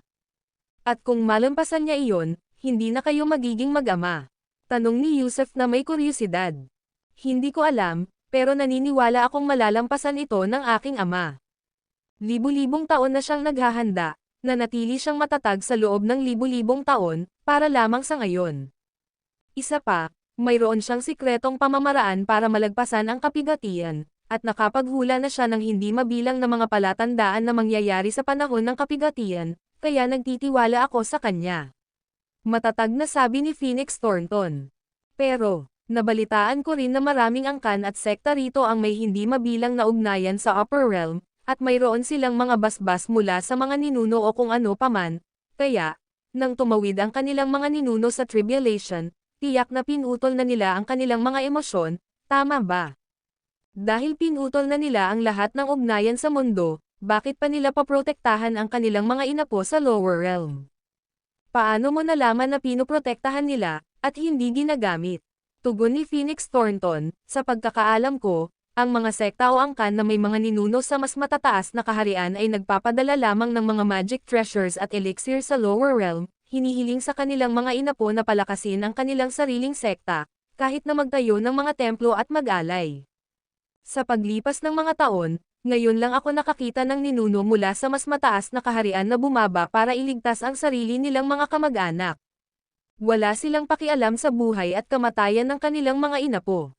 Bulong ni Phoenix Thornton, hinahanap ng mga tagapagsaka ang buhay na walang hanggan, ngunit sa huli, 8 karakter na lamang ang natitira. Kung hindi mo tunay na mauunawaan ang 8 karakter na ito, hindi mo makakamit ang buhay na walang hanggan. Sinong 8 karakter? Kumunat ang noo ni Yusef. Ang pagiging hindi makasarili ay nagdudulot ng banal na paghihiganti. At pagkalipol sa lupa, ang video na ito ay edited by Urban Storytelling. Kabanata 919 na sekta ni Zheng Yi. Kung ang isang tao ay hindi kikilos para sa kanyang sarili, lilipulin ba siya ng langit at bubuwagan ba siya ng lupa? Namutla ang mukha ni Yusef Zok, dahil hindi ito ang daw na kanyang ninanais. Kasabay nito, sa wakas ay naunawaan niya na ang heavenly daw ay walang awa. Sa malawak na mundong ito, tanging ang mga tunay na walang puso, walang pagmamahal, at purong makasarili ang makakamit ng mahabang buhay. May kasabihan nga, ang mabubuting tao ay hindi nabubuhay ng matagal, samantalang ang mga kalamidad ay tumatagal ng 1,000 taon. Ito ang ehemplo ng makalangit na daw. Kung ang iyong puso ay puno ng pagmamahal at habag, hindi mo makakamit ang immortalidad. Sa halip, ang mga makasarili at sarili lamang ang iniisip ay mas nabubuhay ng matagal dahil wala silang gagawing anuman upang makamit ang kanilang mga layunin, kaya nilang gumawa ng anumang palihim at walang prinsipyong gawain. Nagpatuloy si Phoenix Thornton nang may pamumula ng mga mata, nabalitaan ko na maraming Buddhist sa mas matataas na kaharian, at ang dahilan ay ito, ang mga nagtatanim ng Budismo ay orihinal na walang pagmamahal o pagmamahal, walang kamag-anak o katwiran, at sa gayon ay tunay silang sumusunod sa doktrina ng makalangit na daw. Kung walang pag-iibigan, walang pagmamahal, walang mga kaibigan o pamilya, ano pa ang saysay ng mabuhay? Tanong ni Yusef Zok kasabay ng isang malamig na tawa. Ganito rin ang sinabi ng tatay ko dati. Kaya nga sinabi niya sa akin bago niya tinawid ang kapigatian na tayo ay tao, may laman at dugo at may puso rin tayo. Gising na ang iyong ama. Bigla, habang nagsasalita si Phoenix Thornton, ang propetang nakalugmok sa lupa ay biglang nagmulat ng kanyang mga mata, naglalabas ng 2 sinag ng gininto ang liwanag, habang ang kanyang katawan ay dahan-daang lumulutang pataas. Pagkatapos, isang pinto ang bumukas sa kalangitan, isang gininto ang pintuan na nagniningning sa nakasisilaw na kinang. Matagumpay niyang pinutol ang kanyang ugnayan bilang mortal noong panahon ng kapigatian. Huminga ng malalim si Yusef Zok. Kabadong-kabado si Phoenix Thornton dahil, sa sandaling ito, hindi niya alam kung ano na ang nangyari sa kanyang ama. Dahil ngayon lang niya ito narinig at hindi niya kailanman naranasan, talagang natatakot siyang baka hindi siya makilala ng kanyang ama. Matapos sumikat ang gininto ang liwanag sa propeta, mabilis na nakabawi ang kanyang katawan, habang patuloy siyang binalot ng immortal na chi, at maging isang lilang aura ang tumaas sa itaas ng kanyang ulo. Habang paakyat ang kanyang katawan patungo sa Golden Door, lumingon din siya para tingnan si Phoenix Thornton. Ama, biglang lumuhad si Phoenix Thornton. Tandaan mo ang sinabi ko noon, manatili ka sa tunay mong puso, huwag mong hayaang maimpluwensyahan ka ng mga panlabas na bagay. Bagamat walang puso ang makalangit na daw, tao pa rin tayo dahil may mga puso tayo. Hindi tayo dapat maging walang puso. Ang pagsubok ng putulan ang mga ugnayang mortal, ay ang pagsubok sa pagputol ng mga panloob na demonyo, payo ng propeta. Ama, biglang napaluha si Phoenix Thornton, hindi pa pinutol ng kanyang ama, gaya ng sabi ng mga alamat, ang kanilang ugnayan bilang magkadugo. Natatakot talaga siyang baka hindi siya makilala ng kanyang ama. Hahaha, kaibigan, alagaan mo sana ang anak ko, magkikita tayong muli. Tumawa ng malakas ang propeta habang papasok sa gininto ang pintuan, pagkatapos ay naglaho na parang usok. Sa puntong ito, huminga rin ng malalim si Yusuf Zok, tila hindi naging dahilan ang paghihirap ng mga mortal na ugnayang itinatakwil ng propeta ang kanyang mga kamag-anak. Gayunpaman, talagang nagtataka siya kung ano ang naranasan ng propeta sa kapigatian, kung talagang pinutol na niya ang ugnayan ng mga mortal o hindi. Mukhang hindi naman talaga pinutol ng tatay mo ang ugnayan ng mga mortal. Nakangiting tinulungan ni Yusuf Zok si Phoenix Thornton na makatayo. Oo, paulit-ulit na tumango si Phoenix Thornton, sa sandaling magsalita ang aking ama, alam kong siya pa rin iyon, hindi siya nagbago dahil sa pag-akyat pagkatapos niyang malagpasan ang kapigatian. Mabuti naman at hindi pa siya nagbabago. Pambihira ang tatay mo. Alam ni Yusuf Zok na ang propeta ay may sikretong pamamaraan para makatawid sa kapigatian, at malamang ay mayroon din nito si Phoenix Thornton, kung isa sa alang-alang na hindi sila lumipat sa paglilinang bilang mga Earth Immortal sa loob ng maraming taon, lahat bilang paghahanda para sa orihinal na katawan na tatawid sa kapigatian. Oo nga, tara na mag-celebrate tayo. Magluluto ako ng masarap para sa iyo. Tuwang-tuwa si Phoenix Thornton. Ligtas na nakaakyat ang kanyang ama, at kahit na pinutol niya ang ugnayan ng mga mortal, hindi pa rin siya nagbago, kaya paanong hindi siya magiging masaya?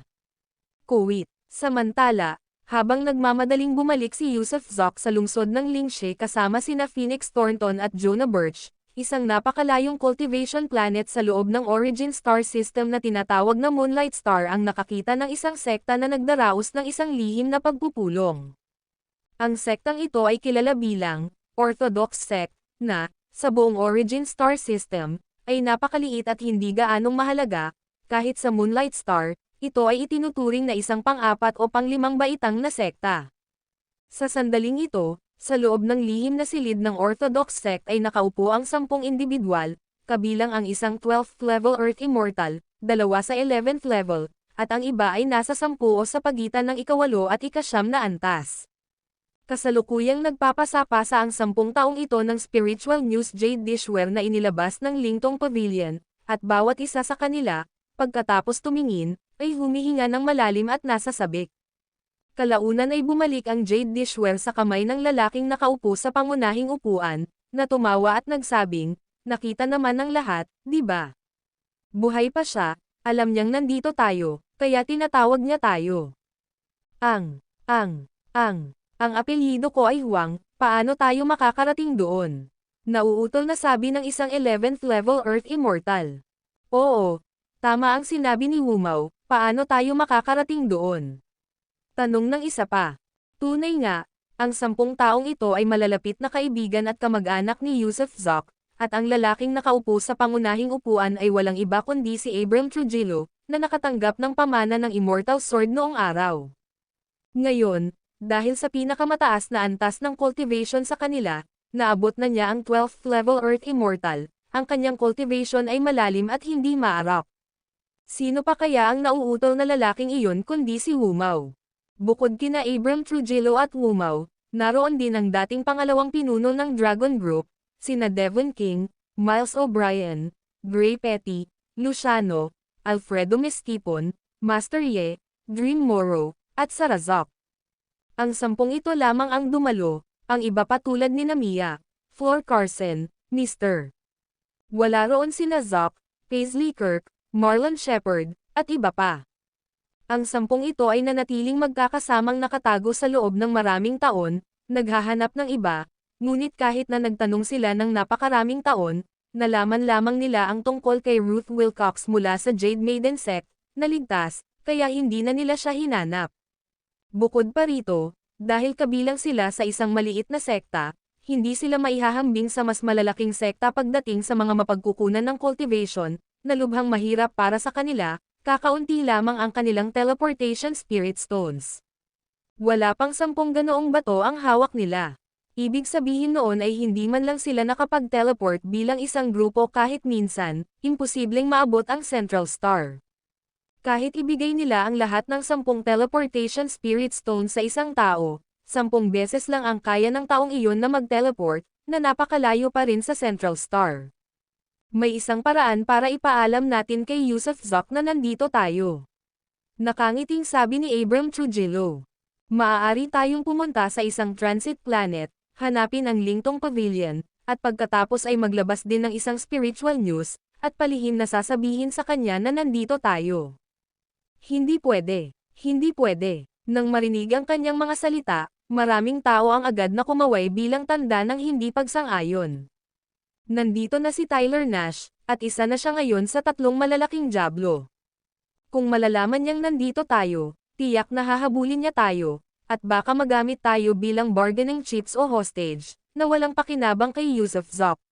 Si Devon King, na siyang pangalawang pinuno ng Dragon Group, ay malinaw na nagpahayag ng mga hinanakit at pabor noong nakaraan. At marami pa, dagdag ni matandang Goroye sa puntong ito, kahit na hindi dumating si Tyler Nash, 2 buwan pa ang layo ng paglalakbay patungo sa Central Star.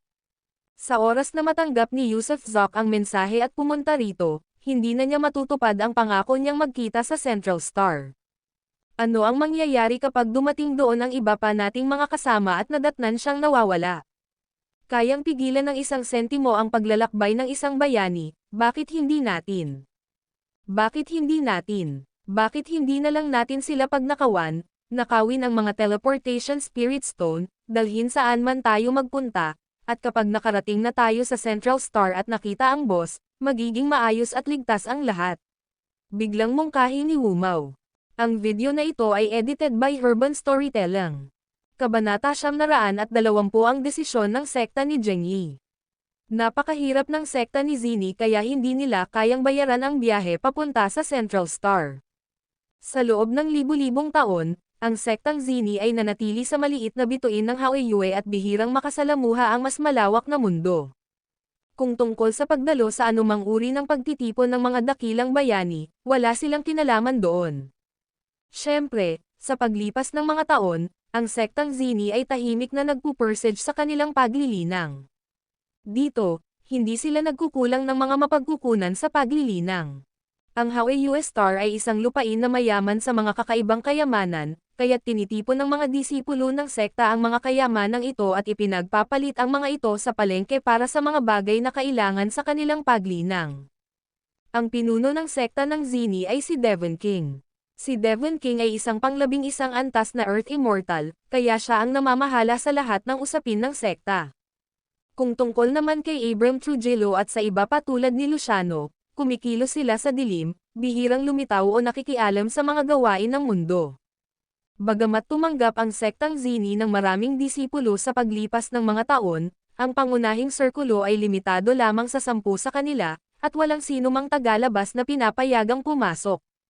Dahil medyo maliit at mahina ang sektang Zini, hindi gaanong marami ang mga disipulo, ilang daan lamang, na tahimik na umuunlad sa sarili nilang maliit na sulok. Ngayon, dumating na ang apurahang isyo, muling lumitaw si Yusuf Zok, buhay, at nagpadala ng mensahe na humihiling sa kanila na magkita sa Central Star, ngunit wala silang pondong pangbiyahe. Ang mga teleportation spirit stone ay isang mahirap makuhang mapagkukunan, at hindi naman sila mayaman sa simula pa lang. Anumang kakaibang kayamanan na mayroon sila ay ipinagpalit na para sa mga materyales sa pagtatanim. Bukod pa rito, nanatili sila sa pamumuhay na umiiwas sa gulo, kontento ng magugat dito, at hindi na nila inaalala ang mga pangyayari sa labas. Sabi nga sa kasabihan, ang taong walang pera ay bayaning nawala. Kung walang pera, hindi sila maaaring magsama-samang muli sa Central Star. Kahit mag-post pa sila ng mensahe sa Dante Stewart Pavilion, hindi pa rin iyon mangyayari, baka makaakit sila ng mga kaaway, at hindi nila kayang pigilan si Yusuf Zoc. Iminungkahi ni Luciano na magnanakaw ang kanilang gagawin, at sa katunayan ay mayroon silang puhunan para gawin ito. Sa kabila ng pagiging isang Earth Immortal na nasa antas pang 11 ang kanilang sect leader, sa katotohanan, mayroon din silang mga miyembro na nasa antas pang 12, kasama ang iba pang antas pang 11 at pang 10 hindi alam ng mga tagalabas. Ito ay isang estratehikong desisyon na ginawa ilang taon na ang nakalilipas upang mapanatili ang kanilang lakas at protektahan ang kanilang sarili, na nag-iiwan lamang ng isang tao upang maging mukha ng sekta. Partikular na si Abram Trujillo, ang ika-12 antas na Earth Immortal, ang nagmana ng Immortal Sword, ay may mga divine skills na kayang magkonekta ng langit at lupa, at matagal nang naging guardian deity ng Zini sect. Sa loob ng hindi mabilang na mga taon, nagkaroon ng ilang malalaking insidente. Halimbawa, ang mga high-level Earth Immortal na dumadaan sa kanilang bituin ay susubukang apihin ang sekta o humingi ng protection fees, ngunit si Abram Trujillo ay palaging nakikitungo sa kanila ng palihim at hindi nakakakuha ng atensyon. May mungkahi ako. Matapos tanggihan ang panukalang magnakaw, biglang nagsalita si Miles O'Brien, tinatangka tayong sakupin ng pintuang mastiko ng langit at lupa, tama ba? Bakit hindi natin gamitin ang pagkakataong ito para sumama sa kanila, o kahit man lang makipagnegosasyon para sa ilang benepisyo mula sa kanila? Maaari tayong magpadala ng 1 o 2 tao na may Heaven and Earth Mystical Door papunta sa Central Star habang ang iba sa atin ay may iwan. Kung maaabot natin si Yusuf Zoc sa Central Star, makakausap natin siya kalaunan, nang hindi na kailangang maghintay pa sa pagtitipon ng mga bayani. Nagkukunwari silang gusto nila tayong sakupin, pero hindi ba't ang Sun Pursuang Rain Swordsmanship talaga ang hinahanap nila? Kumunat ang noo ni Devon King. Sakto, wala tayong anumang bagay na gugustuhin talaga nilang angkinan. Iisa lang ang pasukan ng sekta natin, walang lupain, at walang mga mapagkukunan. Ang pangunahin nilang layunin ay makuha ang ating sinanay na Sun Pursuang Rain Swordsmanship, nag-aalalang sabi ni Abram Trujillo habang umiiling. Maaari kitang turuan ng aking espada, ngunit hindi ko ito maituturo sa mga tagalabas. Ang punto ko ay hindi para turuan talaga sila, patuloy ni O'Brien, kundi para linlanggan sila gamit ang mga pekeng galaw at manual ng espada, o kaya naman ay maaari tayong makipagnegosasyon sa kanila. Sa panahon ng negosasyon, maaari naming hilingin na makita ang mundo tulad ng pagpunta sa Central Star. Sa tingin ko sulit itong subukan. Sa puntong ito, ang nakatatandang si G. Tumango si Ye, kung makikipagnegosasyon tayo ng maayos at mag-iipon ng oras, kailangan lang nating maghintay sa pagdating ni Yusuf, at magtatagumpay tayo. Sang-ayon ako. Sang-ayon. Sang-ayon. Tumango sina Luciano, Alfredo Meskipon, at ang iba pa bilang pagsang-ayon, habang lahat ay nakatingin kay Abram Trujillo. Ang kasanayan sa pag-espada na kanilang pinag-aralan ngayon ay pawang ibinahagi ni Trujillo, at ang kapangyarihan at kawalan ng katiyakan ng Sun Pursuang Rain Sword ay napakalaki. Sige. Pwede lang tayong sumugal, pero hindi ko pa rin pwedeng ipakita ang mukha ko. Kung hindi, magdudulot ito ng negatibong reaksyon mula sa kabilang panig. Ang dahilan kung bakit hindi pa tayo nalipol ng Heaven and Earth Mystical Door sa loob ng maraming taon ay dahil hindi nila itinuturing na mahalaga ang ating righteous sect, dahil wala silang banta ng isang 12th level Earth Immortal, at kaya nila tayo pinabayaan. Magboboluntaryo akong makipagnegosasyon kay Devon King. Tumayo si Elder Ye at sinabi. Sasama rin ako. Tumayo rin si Miles O'Brien at sinabing. Hipag. Siguro hindi ka dapat pumunta, no? Walang magandang may dudulot sa pintuang mastiko ng langit at lupa, ayaw naming mag-imbita ng gulo. Babala ni 5 cents. Gayunpaman, umiling si Louis Garrett, mahigit isang dekada na ang nakalilipas, habang naglalakbay ako sa labas, nakilala ko si Fairy Liu mula sa Heaven and Earth Mystical Door. May relasyon ako sa kanya, at kapag ang mga lalaki ang nakikipagnegosasyon, madaling magdulot ng hindi pagkakaunawaan. Bilang isang simpleng babae sa kanilang tabi, maaari akong magsilbing tagapamagitan sa sitwasyon. Mabuti naman, dahil kilala mo na si Fairy Liu, mas mapapadali ang mga bagay-bagay. Pag-usapan natin muli ang ating estratehiya.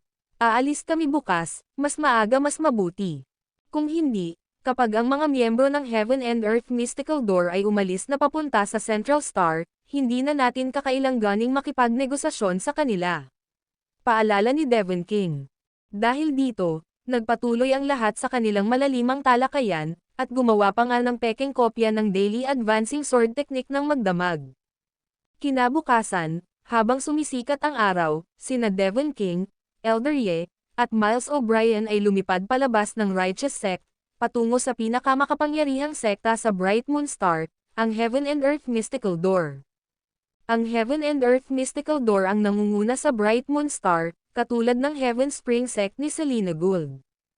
Ang sect leader ng Heaven and Earth Mystical Door ay siya ring planetary ruler, kasama ang siyam na 12th level Earth Immortals at higit pa sa 11th level, isang tunay na higanti. Siyempre, isa lamang silang higanti sa Bright Moon Star, sa Central Star, kasing liit lang sila ng hipon. Swoosh! Matapos ang mahigit 6 na oras na paglipad, sa wakas ay nakarating sila sa tarangkahan ng bundok ng Heaven and Earth Mystical Door bandang tanghali. Ang kadakilaan ng Heaven and Earth Mystical Door ay pambihira, na may halos 100,000 disipulo. Bilang nangungunang sekta, kailangang bantayan ng bawat iba pang sekta sa Bright Moon Star ang kanilang mga mukha at kumilos ng naaayon. Pagkababa pa lang nilang tatlo sa labas ng Heaven and Earth Mystical Door, isang junior na nagmamay-ari ng gate sa bundok ang agad na lumipad palapit at tumingin kina Devon King, Elder Ye, at Miles O'Brien ng may pagtataka, sabay sabing, Sect Master Devon ng Righteous Sect. Mukhang hindi ngayon ang araw para magbigay pugay, di ba? Ang tinatawag na parangal ay ang 3 buwang handog na obligado ang Righteous Sect na gawin sa Heaven and Earth Mystical Door, isang matagal ng kaugalian na hindi kailanman pinabayaan sa loob ng maraming taon. Si Yang Liu pala. Umaasa ako na makapagpaabot ng mensahe si Yang Liu kay Steward Hao. May mahalaga akong bagay na pag-uusapan kay Steward Hao. Walang awtoridad si Devon King na direktang makipagkita sa sect leader ng Heaven and Earth Mystical Door, kaya kinailangan niya munang makipagkita sa kanilang steward. Makikipagkita kay Steward Hao. Sa oras na ito, kumakain ang sekta namin.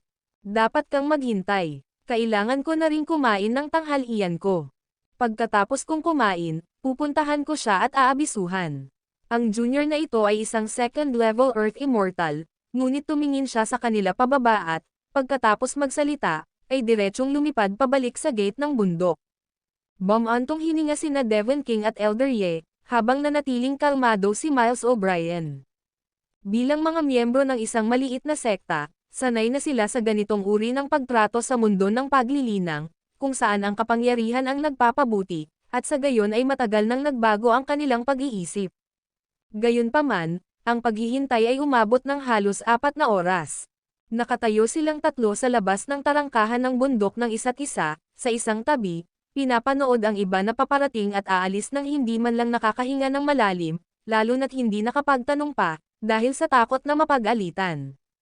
Mabuti na lang at pagkatapos ng halos 5 oras, sa wakas ay nailabas ng nakababata ang isang matandang lalaki na lumabas na tumatawa ng malakas, ikinuyom ang kanyang mga kamao, at yumuko, pinararangalan kami ni Sect Master Devon sa pamamagitan ng iyong presensya.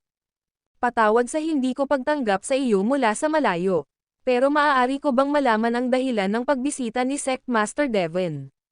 Ganito kasi, ang aming sekta ng katwiran, pagkatapos ng sama-samang pagsasaalang-alang, ay nagpasya na nais naming manampa ng katapatan sa inyong mystical na pintuan ng langit at lupa.